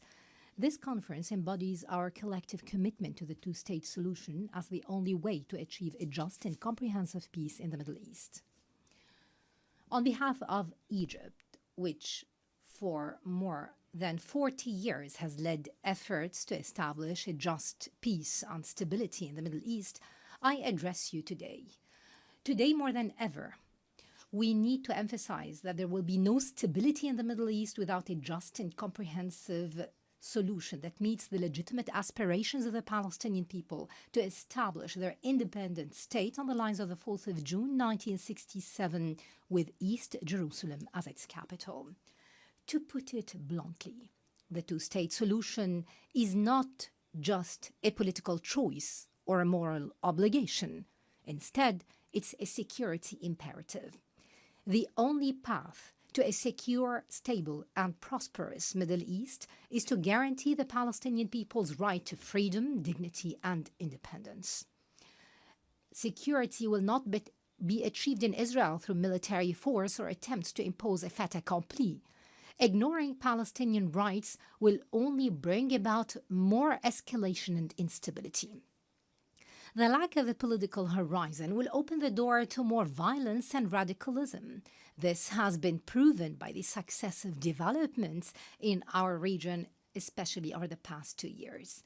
In this vein, I would like to stress Egypt's full condemnation of the ongoing Israeli aggression against the Palestinian territories and throughout the region. This includes the dangerous precedent of bombing the brotherly state of Qatar, which joins Egypt in the mediation effort to end the aggression on the Gaza Strip and restore stability. Ladies and gentlemen, the adoption of the New York Declaration by the General Assembly is a historic moment to renew the international community's commitment to fulfill the right of the Palestinian people to an independent state. Egypt hopes that this conference will see immediate, broad, and unconditional recognition of the State of Palestine by the states that have not yet taken such a step. However, what is required of us today is to build on these developments. We need to take practical steps to relaunch a genuine peace process with a specific time frame. This will bring about a just and sustainable solution based on the recognized resolutions of international legitimacy. Egypt continues to make all effort to reach a ceasefire in the Gaza Strip. We clearly believe that reaching a ceasefire and ending the bloodbath in Gaza is possible, as it is obligatory and necessary. The report of the United Nations Independent International Commission of Inquiry raises the alarm bell. It awakens every human conscience. Its findings were clear in confirming that Israel committed the crime of genocide with its material and moral elements against Palestinian civilians in the Gaza Strip. Ladies and gentlemen, I would like to stress that Egypt rejects any attempt at trying to displace the Palestinians or liquidating their cause. This amounts to the crime of ethnic cleansing. Thus, Egypt will, as soon as we reach a ceasefire, will host an international reconstruction conference in the Gaza Strip to mobilize the necessary funding for the Arab Islamic Reconstruction Plan in coordination with the government of Palestine. This will ensure that the Palestinian people will remain on their land, and it will help them overcome the huge losses caused by the aggression. I call upon all our partners in the international community to contribute to this reconstruction effort and early recovery as part and parcel of any serious move to make the two-state solution a reality. Ladies and gentlemen, we stand today in a pivotal moment. Either we establish a just and lasting peace that opens doors of hope for our peoples, or we leave the region hostage. The sound was cut off.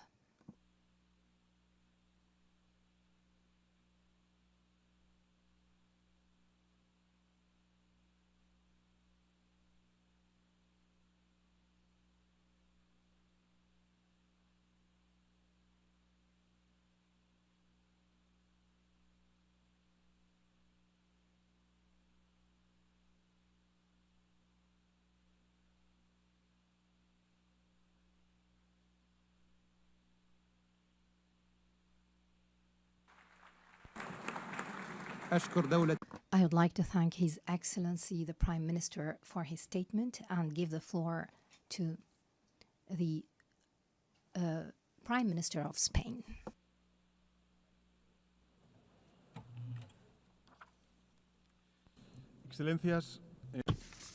Excellencies, whilst the recognition of a Palestinian state is urgent, it is all the more urgent that there exist a Palestinian people in the state that we're claiming to recognize, and regrettably the Palestinian people are being annihilated. For this reason, in the name of reason, in the name of international law, and in the name of human dignity, we have to stop this slaughter now. At this precise moment, bombs continue to fall indiscriminately on the civilian population in Gaza. Hunger is killing women, older persons, and children. Today, we take a crucial step forward in calling for a two-state solution at this conference. But let us be lucidly clear, there is no solution possible when the population of one of those two states is the victim of a genocide. We are all well aware that the only hope that civilians in Gaza have is that of knowing that the world does not forget them, and this conference nurtures that hope. It is an act of moral rebellion, an uprising against indifference and forgetfulness. Let us make this conference too a collective commitment to halting brutality and to paving the way for peace. Excellencies, this conference marks a monumental step forward, but it is not the end of the road. It only is and can only be the beginning. As such, I want to make two proposals. First, the State of Palestine must be a fully fledged member of the United Nations. As soon as possible, we must conclude the procedure to admit the State of Palestine to this organization on an equal footing with the rest of states herein. Secondly, we have to immediately adopt measures to halt the brutality and make peace possible. Spain, of course, will adopt a plan with measures to halt the genocide in Gaza. We will continue to take brave measures shoulder to shoulder with anyone who wishes to join us, because Gaza needs it.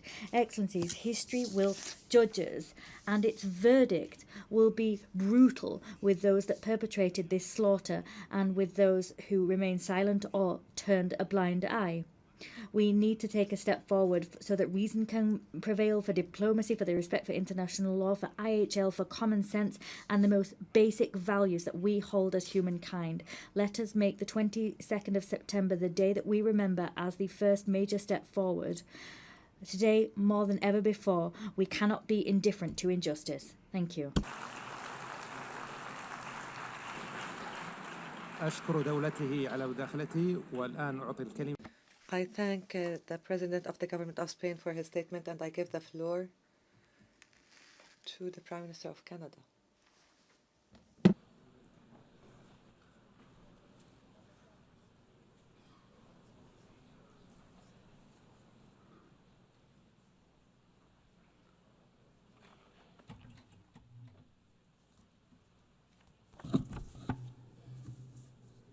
Your Excellency, Monsieur le Président de la France, Your Excellency Prince Faisal bin Farhan Al Saud, Since 1947, it has been the policy of every Canadian government to support a two-state solution for lasting peace in the Middle East. This position envisioned the creation of a sovereign, democratic, and viable state of Palestine, building its future in peace and security alongside the State of Israel. Over many decades, Canada's commitment to this goal was premised on the expectation that this outcome would be eventually achieved as part of a negotiated settlement. Regrettably, this possibility has been steadily and gravely eroded, including by the pervasive threat of Hamas terrorism to Israel and its people, culminating in the heinous attack of October 7th. The accelerated building of settlements across the West Bank and East Jerusalem and the soaring settler violence against Palestinians. Actions such as the E1 settlement plan and the Israeli government's contribution to the humanitarian disaster in Gaza. Hamas sows terror among the Israeli people and has oppressed the people of Gaza. That has prompted us to take the position we have. Hamas must absolutely release all hostages, disarm fully, and never play any role in the future governance of Palestine. Stolen from the Palestinian people, chased them and cheated them from their life and liberty, and it can in no way dictate their future. But Excellencies, the current Israeli government is working methodically to prevent the prospect of a Palestinian state from ever being established. Il poursuit sans relâche l'expansion. And tirelessly continues settlement expansion in the West Bank. That is illegal under international law. Its constant aggression against Gaza has claimed the lives of tens of thousands of civilians. It has compelled the displacement of more than 2 million people and caused a devastating famine. Another violation of international law. Proud policy of the current Israeli government that there will be, and I quote, no Palestinian state. In this context, Canada recognizes the state of Palestine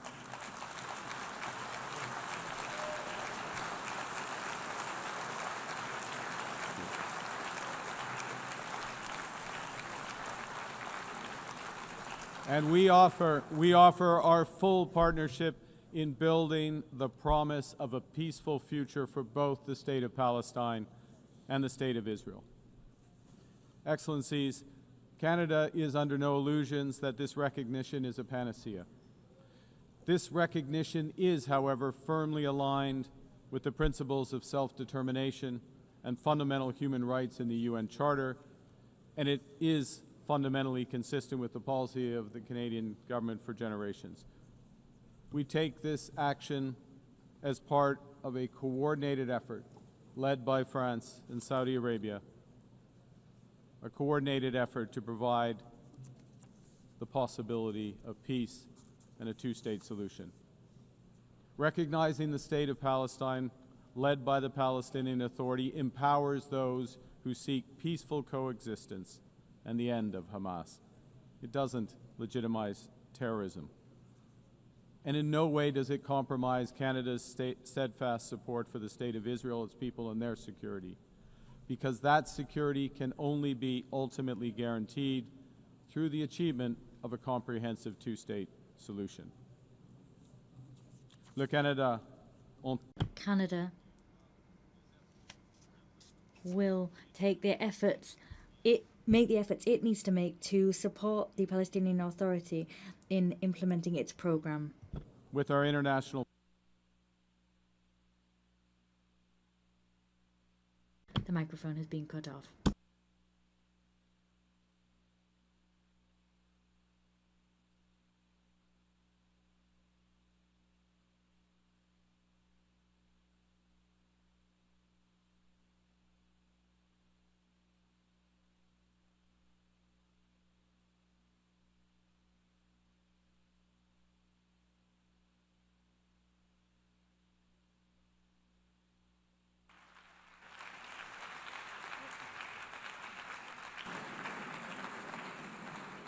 أشكر دولة I thank the Prime Minister of Canada for his statement. I give the floor to the Prime Minister of Ireland.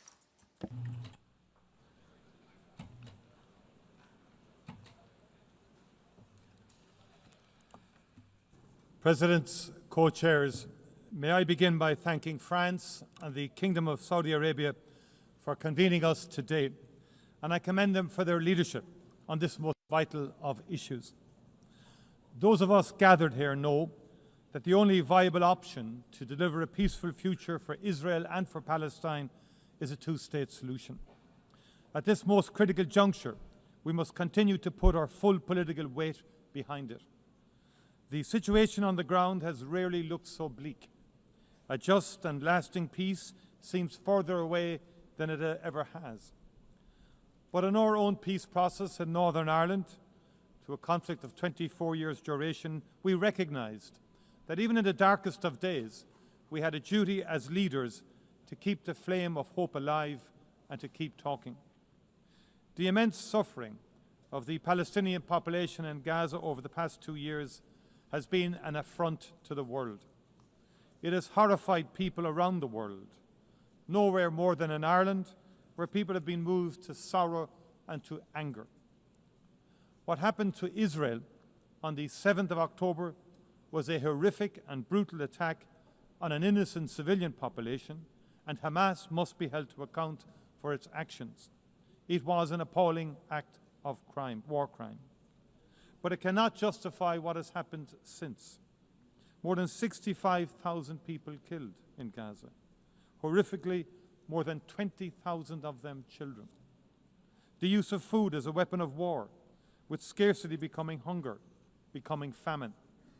Hospitals attacked, homes and schools destroyed, thousands of years of culture wiped out. People shot as they desperately seek food for their families. Doctors, aid workers, journalists targeted and killed. We have reached a point where what has been credibly described as a genocide is being carried out in front of the eyes of the world. It would be easy to just despair, but we must not. Gaza must move us to action. And there are still humanitarian workers, medics, journalists determined to do their best for the people of Gaza and for Palestine. They are doing so with the most extraordinary courage and without regard to their own safety. To honour them and the Palestinian people, it is right that we as political leaders play our part too. And the only way to end the appalling cycle of violence is to forge a political path. And the only credible destination is a two-state solution, with Israel and Palestine living side by side in peace and security. And that is why Ireland last year, with Spain, Norway and Slovenia, recognised the state of Palestine.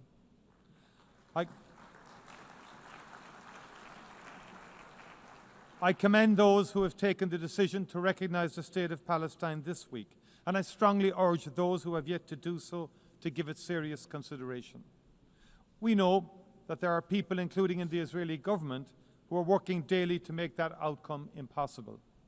In addition to the destruction of Gaza, settlements are expanding every day, and illegal settlers in the West Bank are increasingly emboldened and militant. If we do not move now to protect the two-state solution, if we do not work to build a process through which it can be achieved, there may never be another opportunity. That must not be our legacy to future generations. Ireland is ready to play its part, and I look forward to our continuing steadfast cooperation. Thank you very much indeed.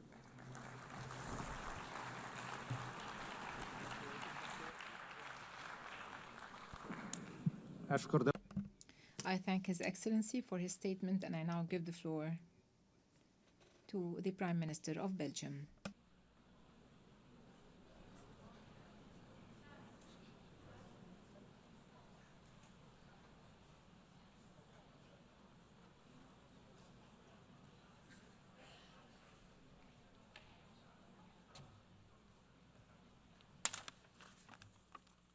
Dear Secretary General, dear Excellencies, ladies and gentlemen, Belgium has always defended the two-state solution and is today reaffirming once again this position by having joined the co-signatories of the New York Declaration.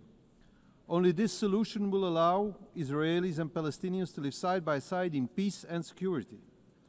To support this aspiration, since the Oslo agreements, Belgium has provided bilateral funding and technical assistance to the Palestinians for a total amount of around 600 million euros. We also remain committed to meeting the acute humanitarian needs in Gaza. We have recently airdropped over 190 tons of humanitarian supplies to address the most acute needs. The Belgian government has recently decided to add another 12.5 million euros to our humanitarian budget for Gaza, in addition to what has already been disbursed. Full and free access to Gaza for providing massive humanitarian aid is an urgent need, as the famine has been officially recognized by the United Nations. Ladies and gentlemen, the resumption of settlement activities in the West Bank, particularly the E1 project, the military occupation aimed at the full occupation of Gaza, as well as the indescribable humanitarian crisis, all raise fears today that, in the absence of an international response confirming the need to keep the prospect of a Palestinian state alive, peaceful and sustainable coexistence in two states may no longer be possible. The recent declarations of a number of Israeli ministers, including the Prime Minister himself, that no state of Palestine will ever exist, is an additional reason for reaffirming the right and the need of the Palestinians having their own state. Therefore, Belgium is giving out a strong political and diplomatic signal to the world today by joining the group of countries that announces the recognition of the State of Palestine in the margin of this high-level week of the United Nations General Assembly.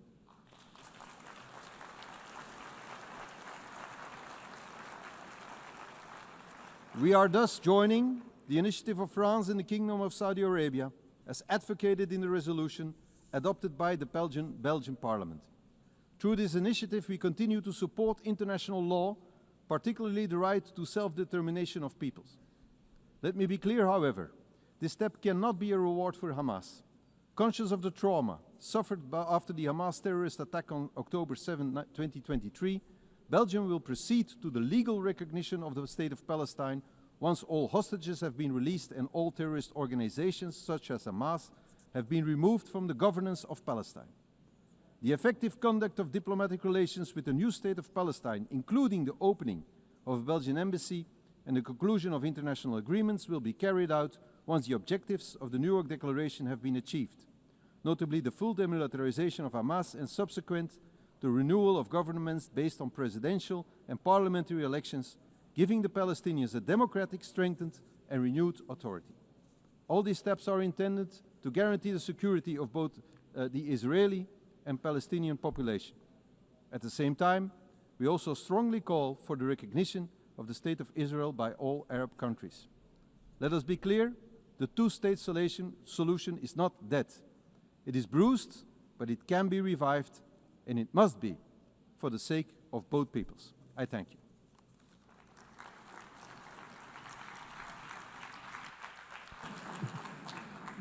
نشكر دولته. We thank His Excellency, and I now give the floor to His Excellency Prime Minister of Norway.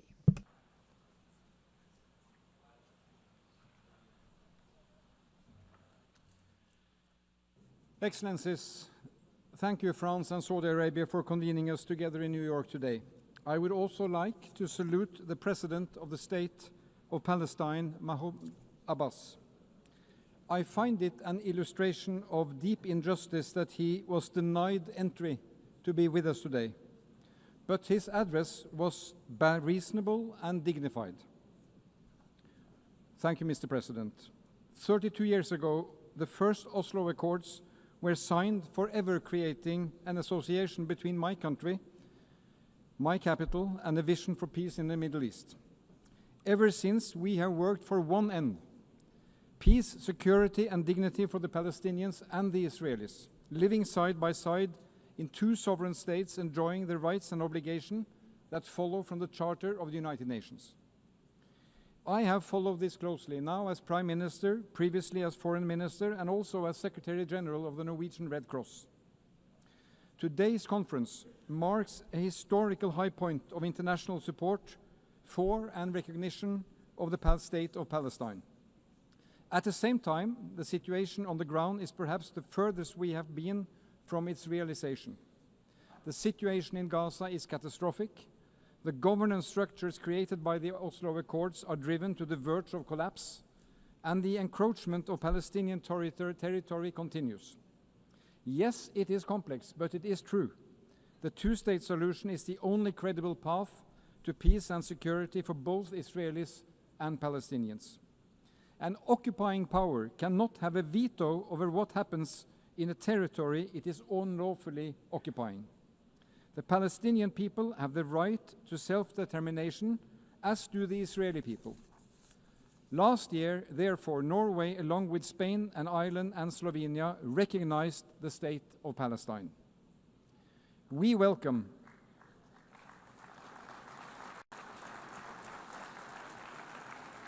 the recognitions announced this week and last year and today.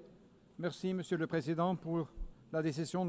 And thank you, Mr. President, for France's decision. The urgent need to stop the violence, improve access to humanitarian assistance, release the hostages, and pave the way for a lasting solution based on the fundamental principles of the Charter of the United Nations.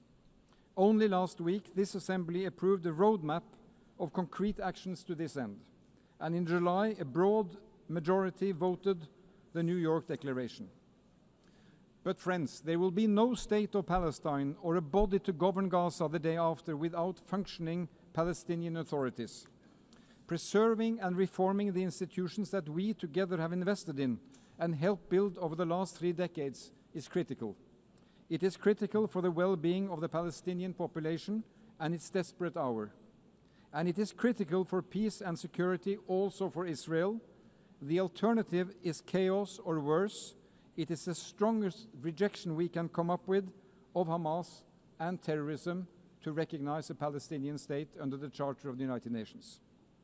Norway will continue to support the Palestinian government, including through emergency funds we are mobilizing with other donors. And we continue to call on Israel to release the tax revenues owed to Palestine.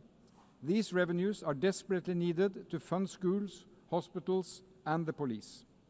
So, friends, this is a time to stand up and be counted. As defenders of human dignity and human rights, as defenders of a world with firm laws and rules, as defenders of peaceful resolutions. For 80 years, the UN has been a family of nations. The state of Palestine belongs to this family. Thank you.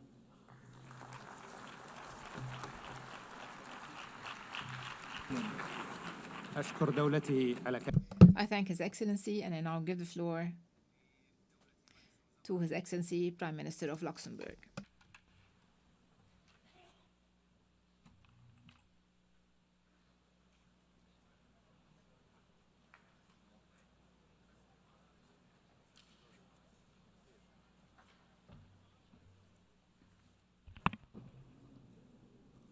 Monsieur le Président, Your Royal Highness, ladies and gentlemen, there are moments in history when the cause of peace demands both moral clarity and political courage. 8 years ago was such a moment. The founding of the United Nations was an act of courage, guided by a clear vision of a world based on universal values and principles of peace, freedom, and justice. Today, again, is such a moment in history. Luxembourg stands here today as a partner to all those who believe that diplomacy still matters, that it can make a difference. We want to remain true to their promise made 8 years ago. Luxembourg stands here today as a partner for peace. We remain convinced that a two-state solution remains the only viable way forward for a lasting peace. Our goal is a safe and secure state of Israel living side by side with a safe and secure state of Palestine. Rarely has the prospect of a two-state solution felt more distant than today, and yet never has the international will to achieve it been more unified. When doubts grow, we must face them with the certainty of hope. That is why I solemnly declare that as of today, Luxembourg formally recognizes the state of Palestine.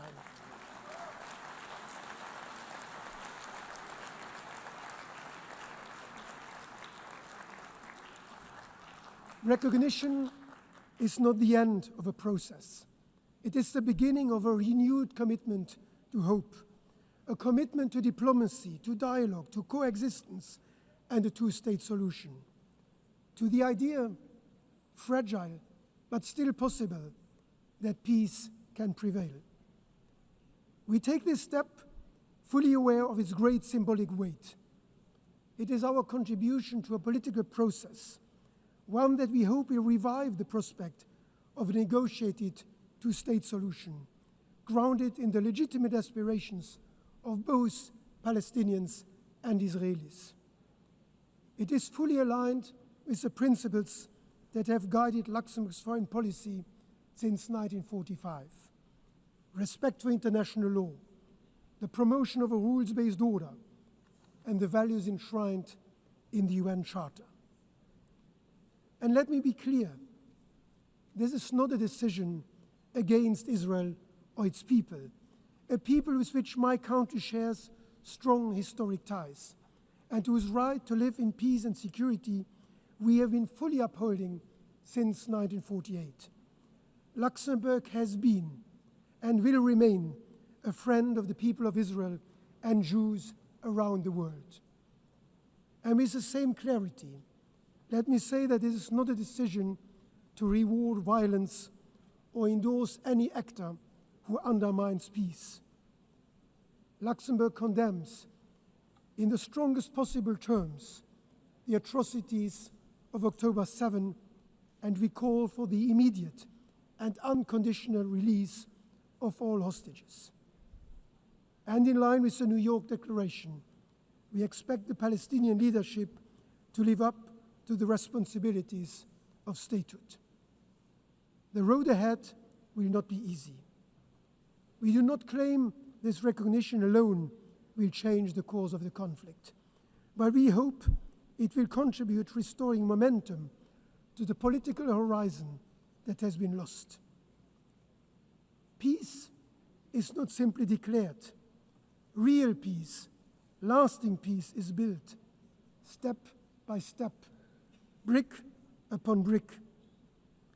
Let this recognition be a message to grieving families, to hopeful children, and to all those who have not yet given up. Thank you.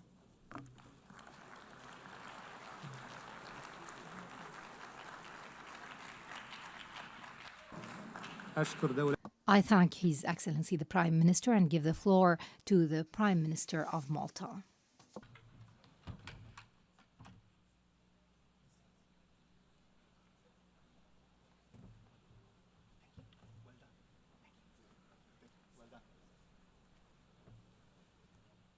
Excellencies, dear friends, let me begin by stating clearly and unequivocally that the Republic of Malta is proud to confirm our official recognition of Palestinian statehood.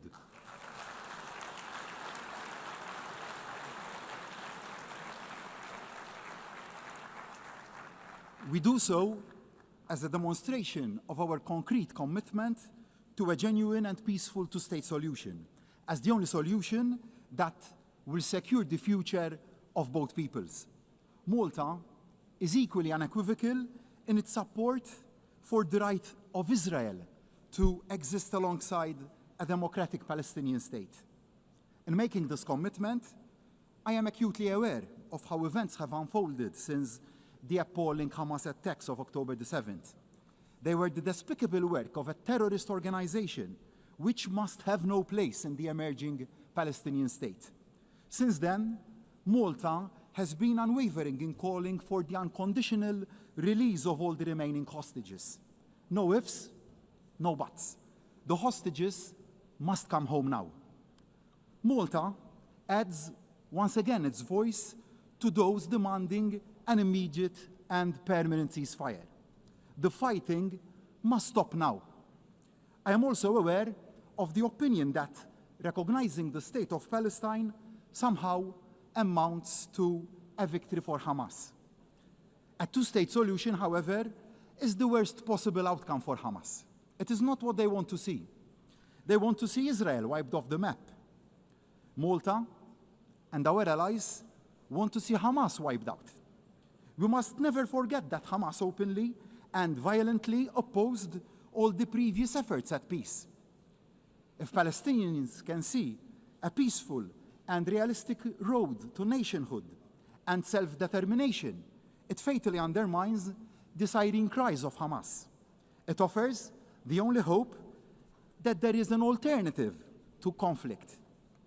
I ask, what is the other alternative?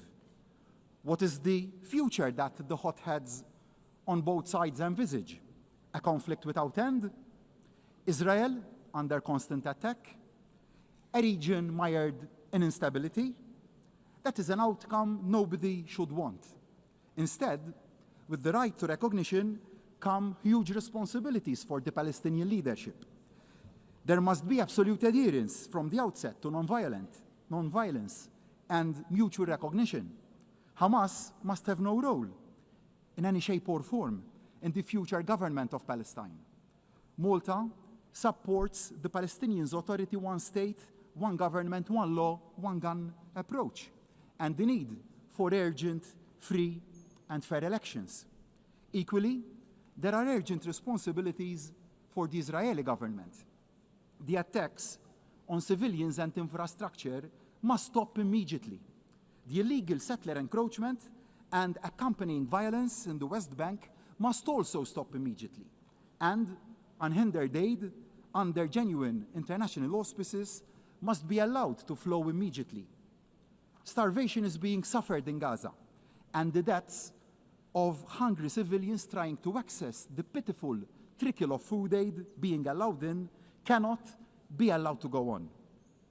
I am not ashamed to admit that I cried after recently visiting the young children we brought over to Malta from Gaza to give them the best medical care our island has to offer and the required prosthesis. These innocent children have had their limbs and the best part of their life stolen away from them. They have also lost their parents, and they have been caused irreparable harm. But we will not allow their hope for a better future to be stolen away from them. And we will protect them. Ibrahim, I promised you that, and we will stick to our word. What is happening is morally and legally very wrong, and we have a duty on all of us to act. We know that the path to a functioning, free, and fair two-state solution is a long and also hard one. We know the dangers that lie along that path, but we also know the greater dangers that arise from saying nothing can be done, that the dream has died. We cannot, and we will not remain silent or complacent. The depth of the current tragedy must be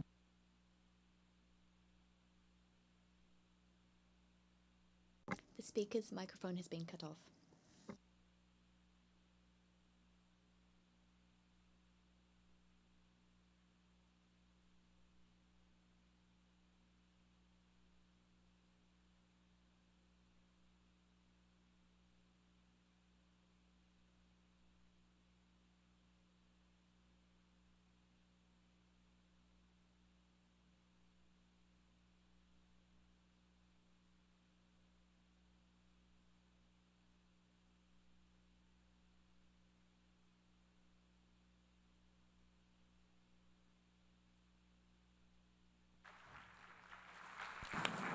أشكر دولته. I thank His Excellency for the statement, and I give the floor to the representative of the EU.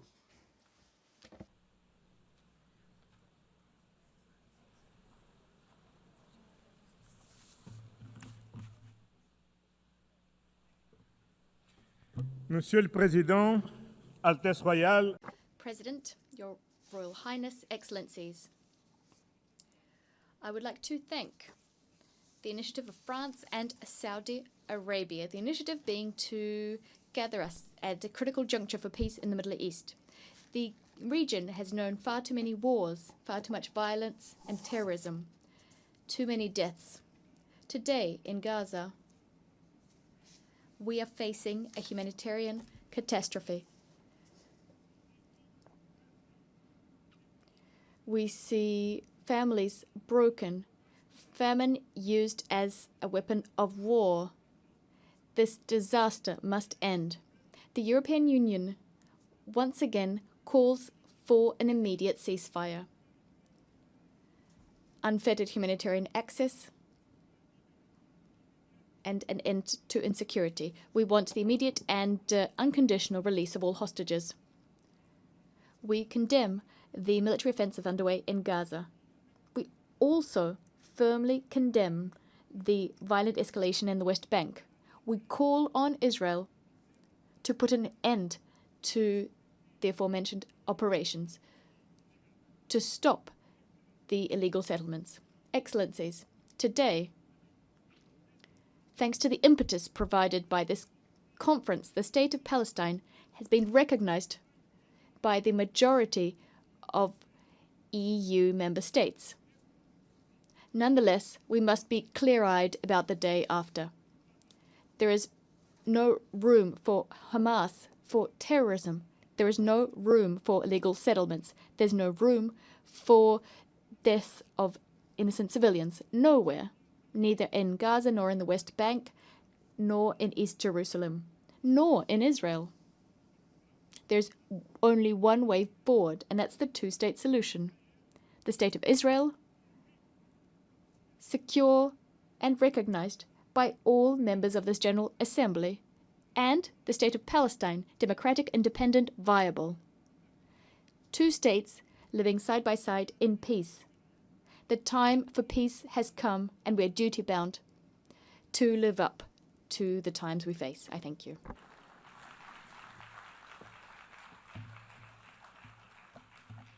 Monsieur le Président, President, ladies and gentlemen, when the night is darkest, we must hold fast to our compass, and our compass is the two-state solution. October 7th has opened one of the darkest chapters in history. We all agree that the tragedy in Gaza must stop right now and all hostages released. But ending the war might not be enough if there is no pathway to peace, if the prospect of two states is no longer viable. And as we speak, the two-state solution is being undermined, and this cannot be, because the only realistic peace plan is based on two states, with a secure Israel, a viable Palestinian state, and the scourge of Hamas removed. Since the beginning of this war, Europe has been the lifeline of the Palestinian Authority. We have put together an unmatched and unprecedented financial package of 1.6 billion euros. But as the very survival of the Palestinian Authority is at stake, we must all do more. And this is why we will set up a Palestine donor group. Any future Palestinian state must be viable, also from the economic point of view. And this can be achieved also with the support of the Palestinians' neighbors. We Europeans will set up a dedicated instrument for Gaza's reconstruction in coordination with other donors' efforts. Gaza must be rebuilt, the Palestinian economy must be relaunched, and I invite all of you to join in the effort to make this happen. Of course, in the end, only the Israelis and the Palestinians can agree on the way forward. But the international community has so much to contribute. We can facilitate, we can rebuild, but most importantly, we can keep hope alive. Thank you very much.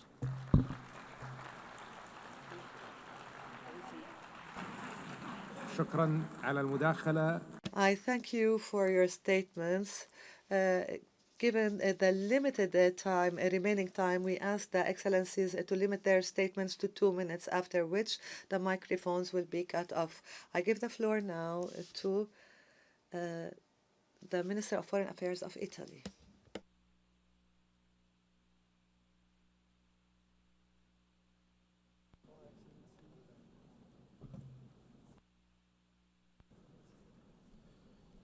President Macron, Minister Faisal, this conference takes place at a crucial time. The humanitarian situation in Gaza is catastrophic. Our position is clear.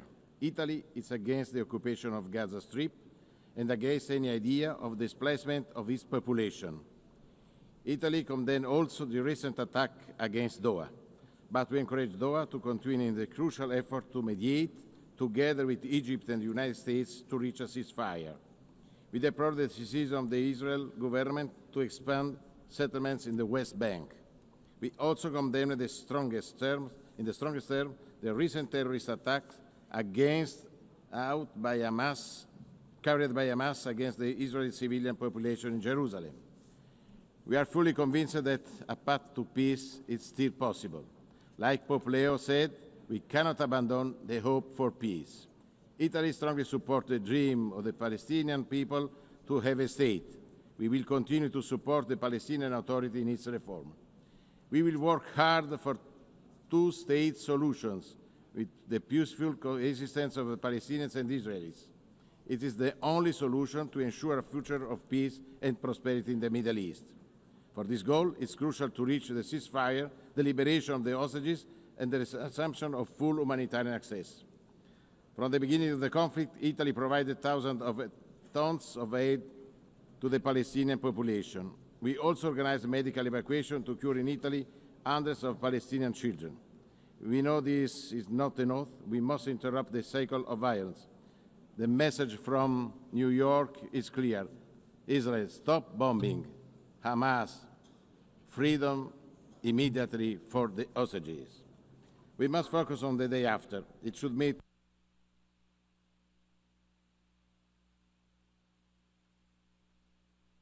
The microphone has been cut off.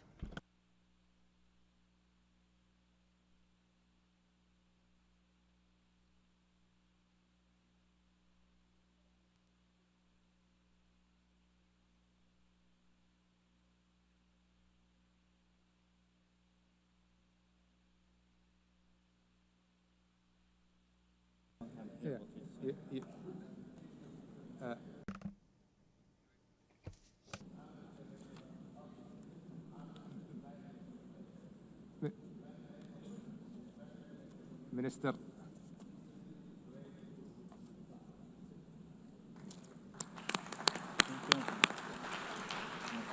I thank His Excellency.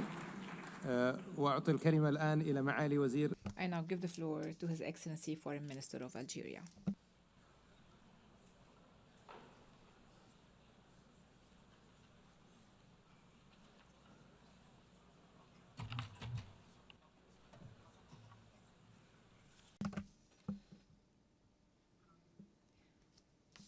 I thank the co-presidency of this conference. Algeria welcomes the convening of this conference, which is the fruit of an international consensus. This consensus is the main guarantor for a just, lasting, and final settlement to the Israeli-Palestinian conflict. This international consensus is a strong barrier against Israeli expansionist policies under the guise of the Greater Israel myth. This international consensus is the most powerful response to the illusions of the Israeli occupation and its belief that it alone holds the power to veto the establishment of the Palestinian state on the land of Palestine. It is time for concrete action to realize and enforce this consensus on several levels. The first level is expanding the base of official recognitions of the State of Palestine as an irreversible international reality. The second level is enabling the State of Palestine to obtain full membership in our organization, a membership that the President of the Republic, Mr. Abdelmajid Tebboune, has consistently called for from this very rostrum. The third level is confronting diplomatically, legally, politically, and economically the plans of the occupation to annex Palestinian land and to displace the Palestinian people from their historic homeland. The fourth and final level is the internal Palestinian level. Palestinians have to close ranks and unify their word in order to regain their independence and for their movement to regain its strength and for their voice to regain its influence regionally and internationally. Thank you. شكرا معالي الوزير. I thank His Excellency, and I now give the floor to Her Excellency Foreign Minister of the United Kingdom. And I would like to remind you once again that you have 2 minutes, after which the microphone will be cut off.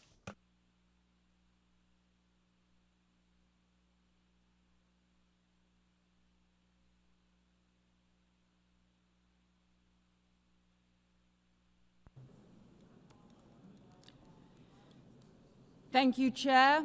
Thank you, Your Excellencies, President Macron and Prince Faisal. I stand before you today beneath the emblem of the United Nations to confirm the historic decision of the British government to recognise the State of Palestine.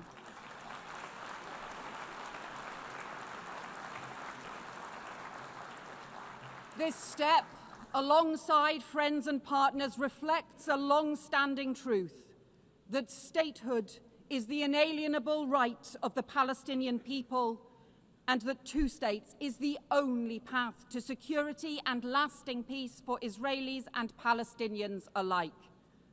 But it also reflects a grave reality.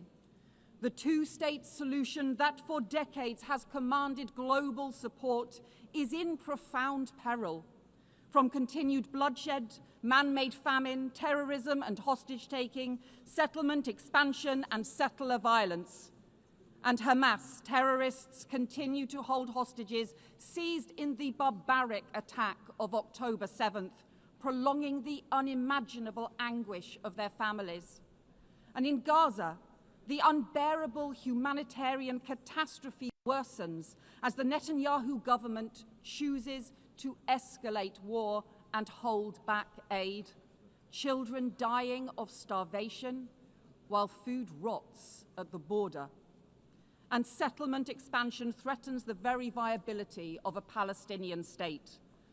The two-state solution risks disappearing beneath the rubble.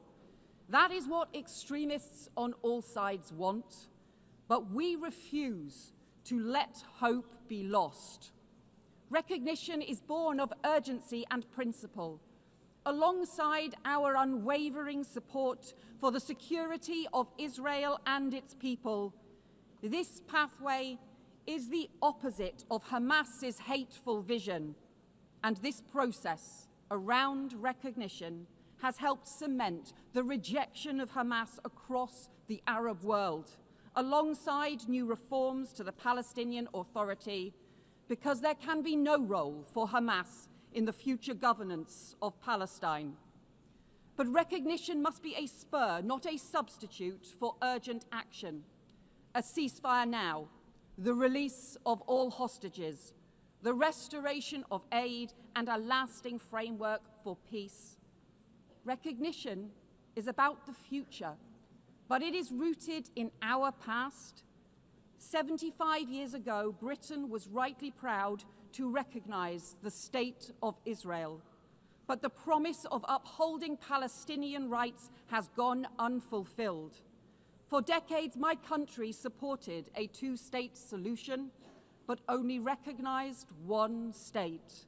That changes now, as we join more than 150 member states in recognising the State of Palestine and protecting the pathway to peace. Thank you.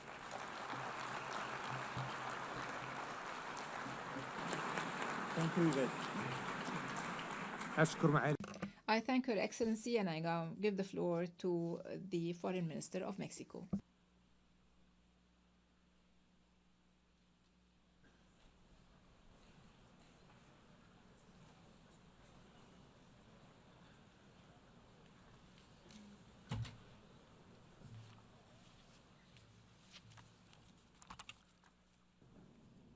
Señor Presidente. Mr. President, Excellencies, we are all concerned by the grave crises in the Middle East. It requires urgent actions, and it's on all of our minds. Since our meeting in last July, we have seen confirmation of a famine in Gaza, and the Independent International Commission of Inquiry on the occupied Palestinian territory has concluded that genocide has been committed in the Gaza Strip. There is an urgent need for collective actions which put an end to this heart-rending war. We need to see a just, peaceful and lasting arrangement based on the effective implementation of the two-state solutions. This should allow a safe and prosperous future for all countries in the region. The support for the New York Declaration issued by the General Assembly should lead to the establishment of political and security frameworks able to halt the humanitarian crisis. We must begin reconstruction and recovery work and guarantee the long-term security of both states. Mexico recognizes these steps taken by all mediating countries to immediately achieve a definitive ceasefire and the release of all hostages. It is our view that a just and lasting and peaceful solution based on international law must be supported by narratives, underpinned by narratives that humanize the problem, counter division, and promote the acceptance of the other. The microphone has been cut off.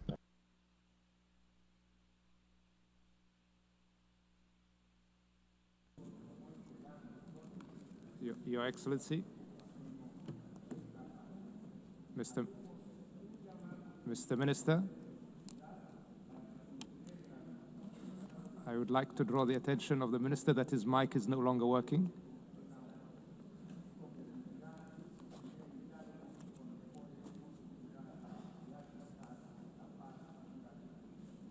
Gracias. Thank you, Excellency. والآن أعطي الكلمة. And I give the floor to His Excellency, the Foreign Minister of Japan.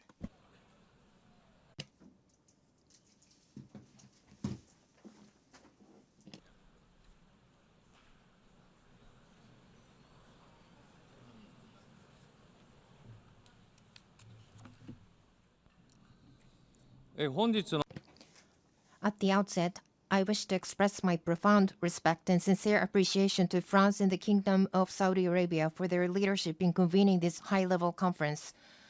Together with Norway, we have had the honor of serving as co-chair of the working group on the economic viability of Palestine, engaging in sincere and constructive discussions with UN member states and international organizations. Urgent action is required to address the fiscal challenges facing the Palestinian Authority, sustained support for the PA, concerted engagement by the international community with Israel, and reforms undertaken by the PA itself. Japan continues to make tangible contributions, including recent financial assistance through the World Bank. Yet today, the situation has reached an extremely grave and alarming juncture that threatens to erode the very foundation of a two-state solution. The sharp deterioration of the humanitarian crisis in Gaza, the expansion of settlement activities in the West Bank, and steps toward annexations are completely unacceptable. Japan strongly condemns these actions and calls on Israel to immediately cease all such unilateral measures. At the same time, Hamas must release all hostages and disarm. Japan has consistently supported a two-state solution.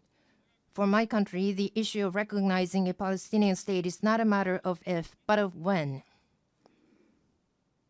While carefully monitoring developments in the region, Japan will continue its comprehensive deliberations with even greater seriousness. Above all, what matters most is that Palestine can exist in a sustainable manner, living side by side in peace with Israel. Japan will continue to play a realistic and proactive role in advancing toward the goal of a two-state solution, even by a single step. Should Israel take further actions that block the path to the realization of a two-state solution, Japan will be compelled to introduce new measures in response. Japan fully supports the aspirations of the Palestinian people to establish their own independent state.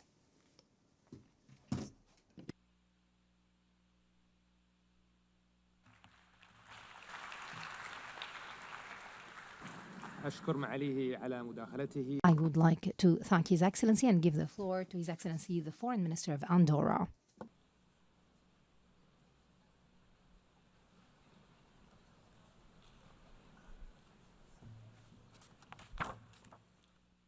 Messieurs les Présidents, Excellences.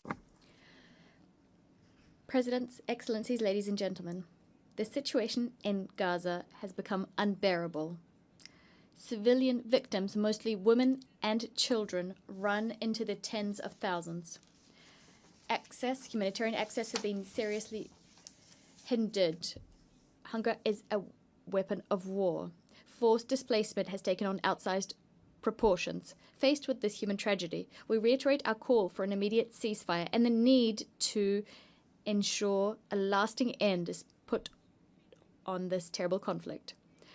The only credible path out of this conflict, ladies and gentlemen, is the two-state solution. The 12th September vote did not leave a shadow of a doubt. This assembly, by an overwhelming majority, believes that the Palestinian people should live in peace and security within their own state, side by side with the State of Israel. With this widely shared assessment in mind, the government of Andorra approved the recognition of Palestine. We will continue to forcefully call for the release of all hostages, for the disarmament of Hamas, the perpetrators of the atrocious 7th of October 2023 attacks, and for the advent of a Palestinian state that's been demilitarized and that exists under the reformed authority of a government that excludes Hamas. When the conditions are in place and if we can guarantee the full regional integration of Israel, this recognition will take its effect. With this recognition of Palestine, our country, which is proud of its over 7 centuries of uninterrupted peace, and remains committed to neutrality, multilateralism. The speaker's microphone has been cut off.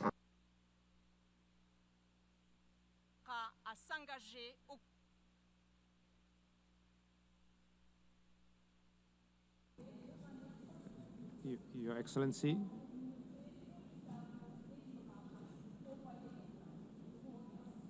Bravo.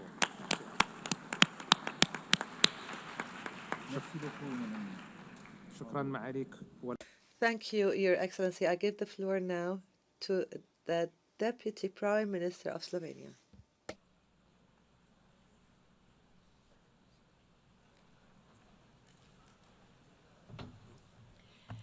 Your Excellencies, I would like to thank France and Saudi Arabia. A mutually agreed and sustainable two-state solution is the only viable path forward for peace in the Middle East. This cannot exist without a legitimate and capable Palestinian Authority, which requires reforms but also international support. We cannot allow the region to revert to an ineffective state that leaves a vacuum. It is for these reasons I signed a memorandum of understanding with Palestine last month.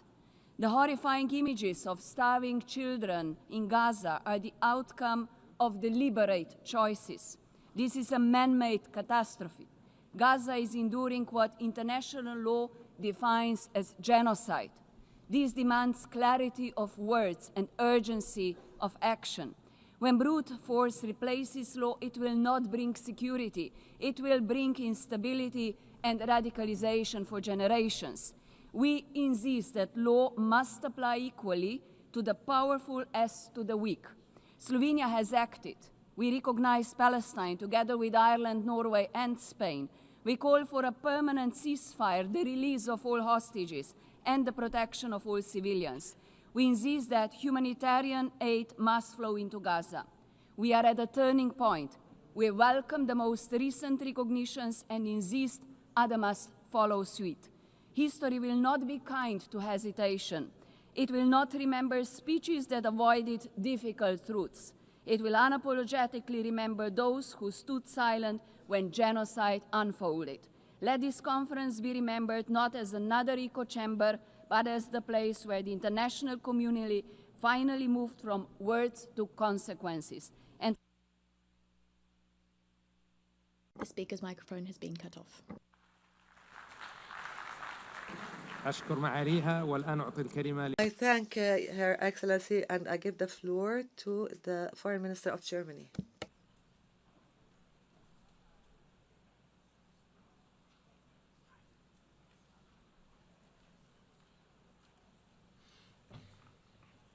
Excellencies, ladies and gentlemen, across Gaza, people are living through hell on earth.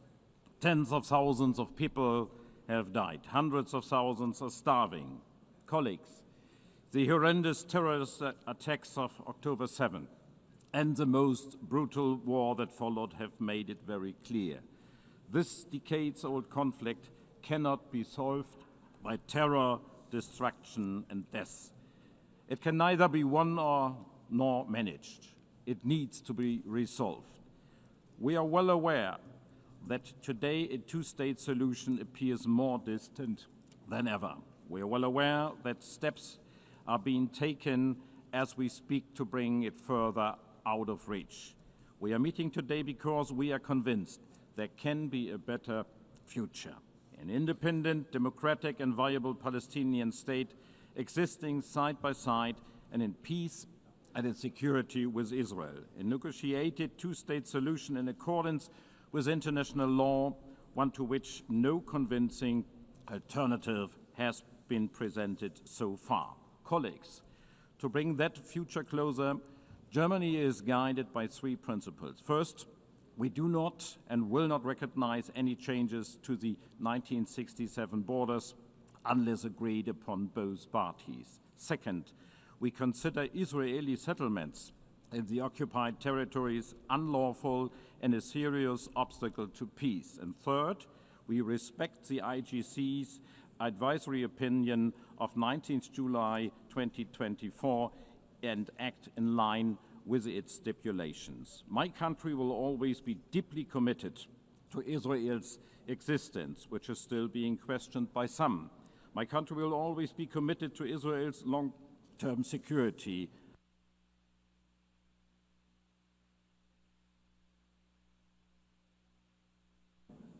Microphone has been cut off.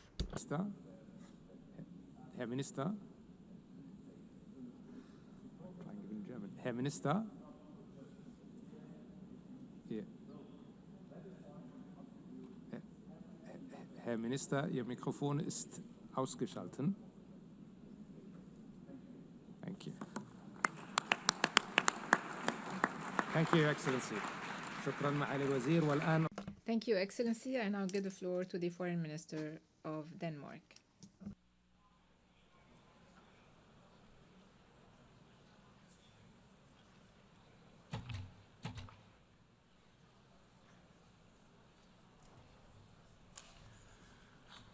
Thank you, President Macron and Prince Faisal bin Farhan, for your unwavering effort to push for momentum towards the two-state solution.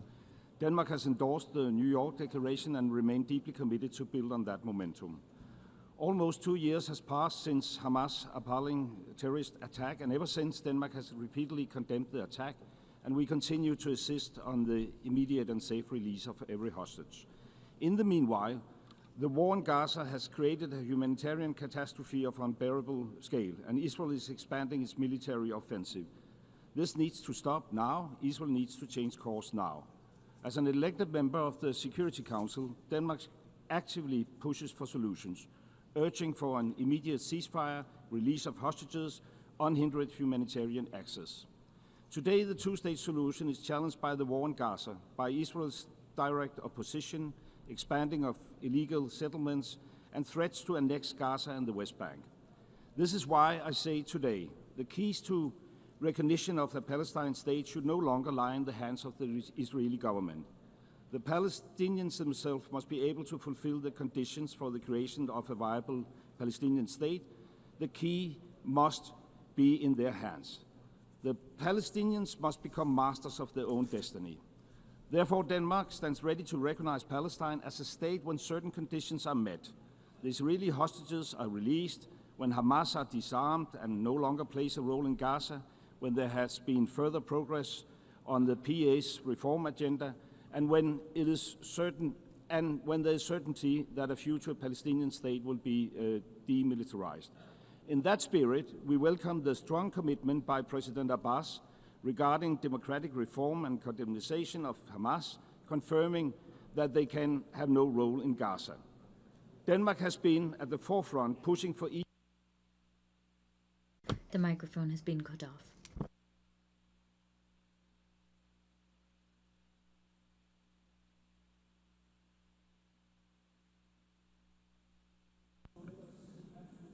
Your Excellency,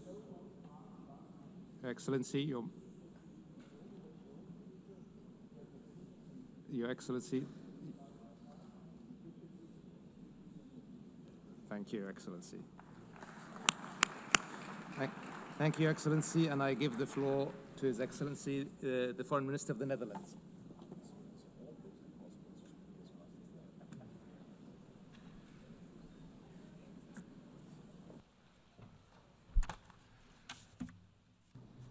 Your Excellencies, today we unite as international community to voice our support for the two-state solution. Allow me to thank France and the Kingdom of Saudi Arabia for providing this opportunity. We must bring an end to this continuous cycle of violence and suffering that Palestinians and Israelis have for long endured. We have both the ability and the obligation to provide hope and a future to those who seek peace and reconciliation. The horrendous war in Gaza must end now, and the worrying tide in the West Bank must be turned. With this in mind, we put our signature under the New York Declaration. And with this in mind, we have taken and will take steps to preserve the two-state solution and alleviate the immense suffering of the people of Gaza. A full course correction is needed, and the steps the Netherlands takes at the national and European level should force Israel to change its course. A legitimate and democratic Palestinian Authority with full control of the Palestinian territories is critical for achieving a viable Palestinian state. Hamas can have no role in future governance, must release all hostages and lay down its arms, and any future solution must guarantee the security of Israel, as we remain fully aware of the intention of Hamas and its likes. The Netherlands will recognize a Palestinian state at a later stage as part of a political process that should commence now. In the meanwhile, we actively contribute, for example, through hosting the Global Alliance or through the Ad Hoc Liaison Committee, and all of the areas identified in the annex of the New York Declaration currently count on Dutch support. We must continue to build on the outcomes of this conference and maintain momentum. An independent Palestinian state alongside a secure Israel. The speaker's microphone has been cut off. Thank you, Your Excellency. I now give the floor to His Excellency, Minister of State of Qatar.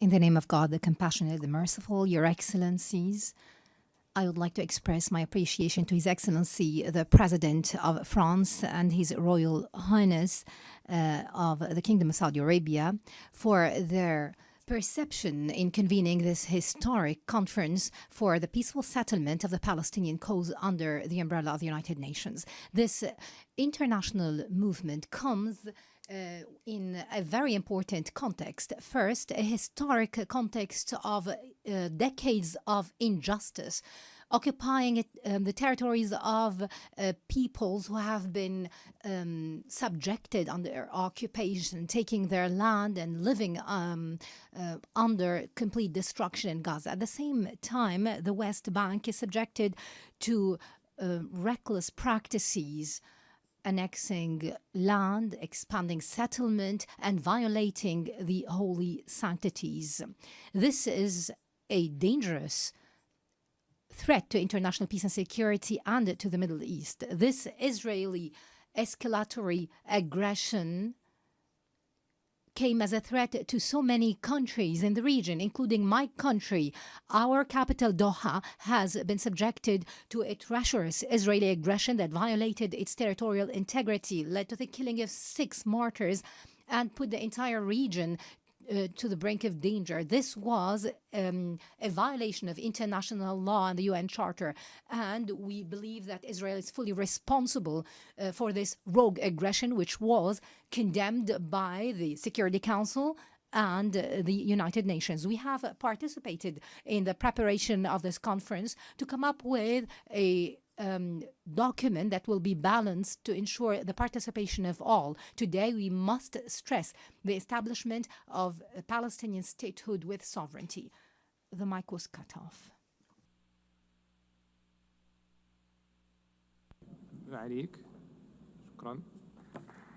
Thank you, Your Excellency. I would like to thank you, Your Excellency, and give the floor to His Excellency, the Minister of State in the UAE.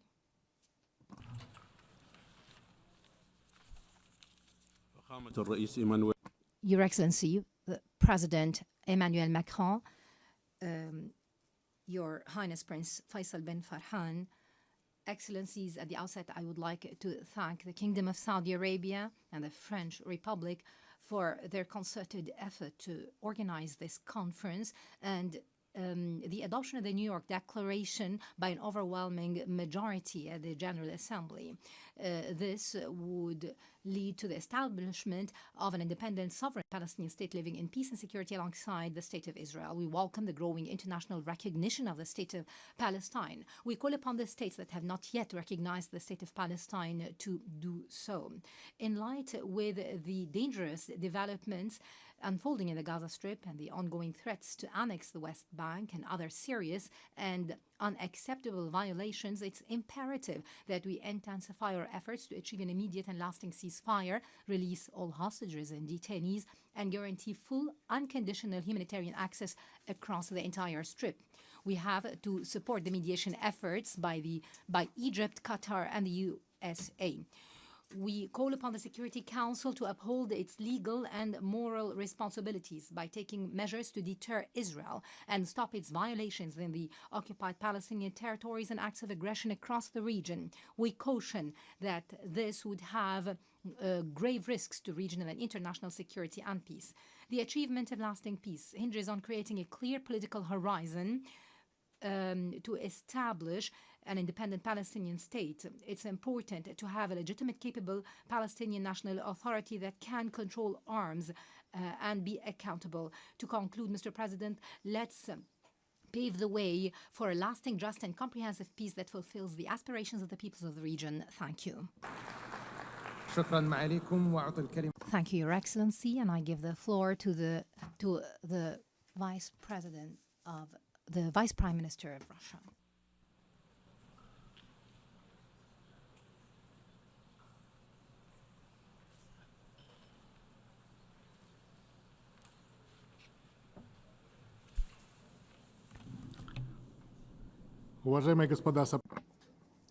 Distinguished co-chairs, ladies and gentlemen, what's happening in the Middle East has exceeded all thinkable and unthinkable limits over the last 3 years. We've seen an uptick in the terrorist threat, aggressive attacks on sovereignty and the territorial integrity of states, violations of the UN Charter, as well as attacks on sites under AEA safeguards. Before our very eyes, we have seen hunger, man-made hunger. We're seeing queues, people queuing for foodstuffs. 50,000 people, children have died, and many children are suffering from malnutrition. According to the OCHA representative, the city of Gaza has been handed down a death sentence.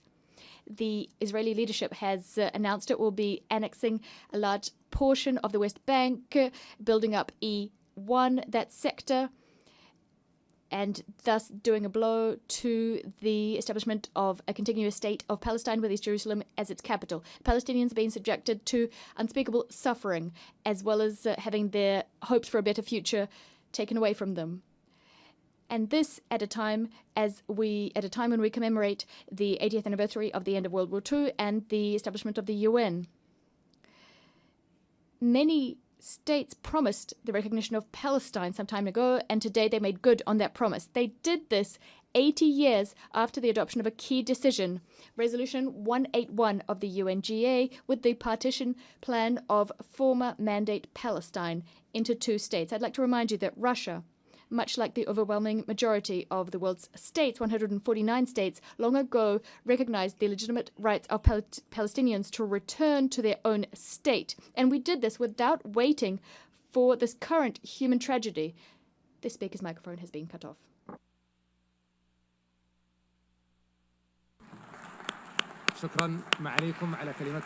I thank you, Your Excellency, for this statement, and I give the floor to His Excellency, the Secretary General of the League of Arab States.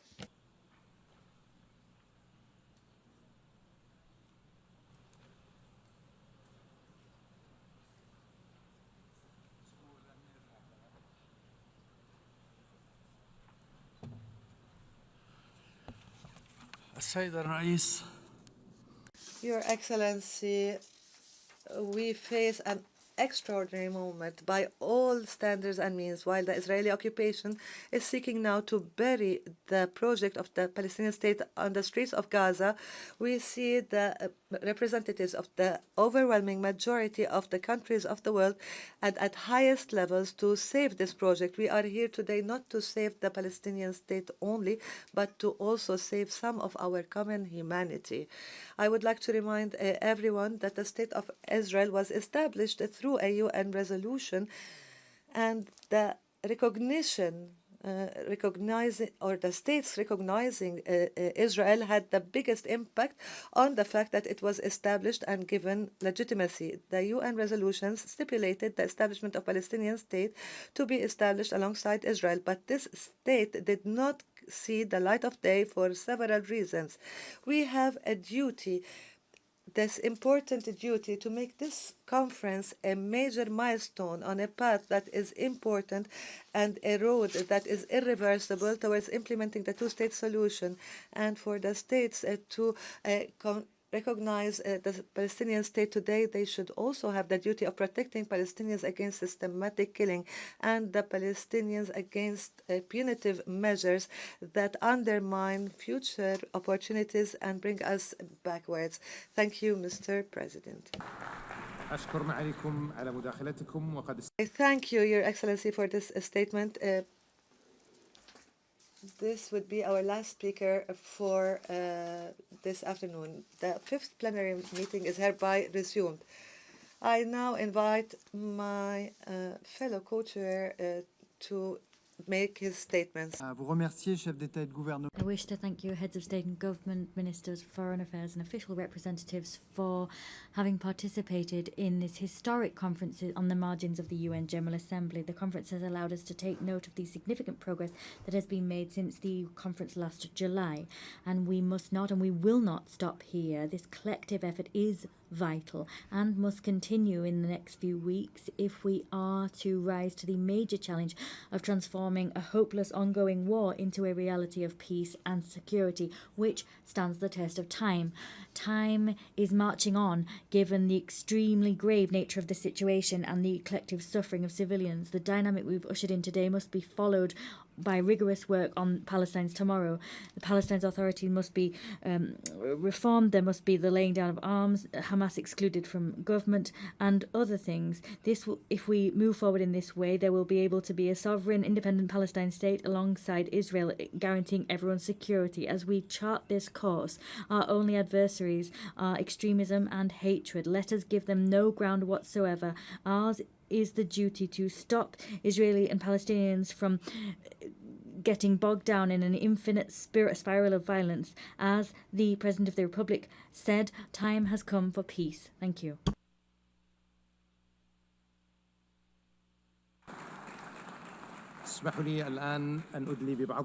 Allow me to make some concluding remarks. The Kingdom of Saudi Arabia expresses its appreciation to all countries that have announced their recognition of the State of Palestine and its deep appreciation of President Mahmoud Abbas for his unwavering commitment to peace. These recognitions today are not symbolic but reflect a will and a responsibility in fulfilling the right of the Palestinian people to self-determination and decisive action towards ending occupation and make the two-state solution a reality that is irreversible. Based on what we have witnessed today and this growing consensus, international consensus, we will continue to work with all our partners in order to end the Israeli aggression and ensure accountability, achieve sustainable peace and prosperity for Palestinians and all countries in the region. We also thank our partners, the Republic of France, for their constructive efforts and genuine efforts to support the peace and the path of peace. I therefore conclude and we come to the end of the conference for the peaceful settlement of the Palestinian question and the implementation of the two-state solution. The meeting is adjourned. Congratulations.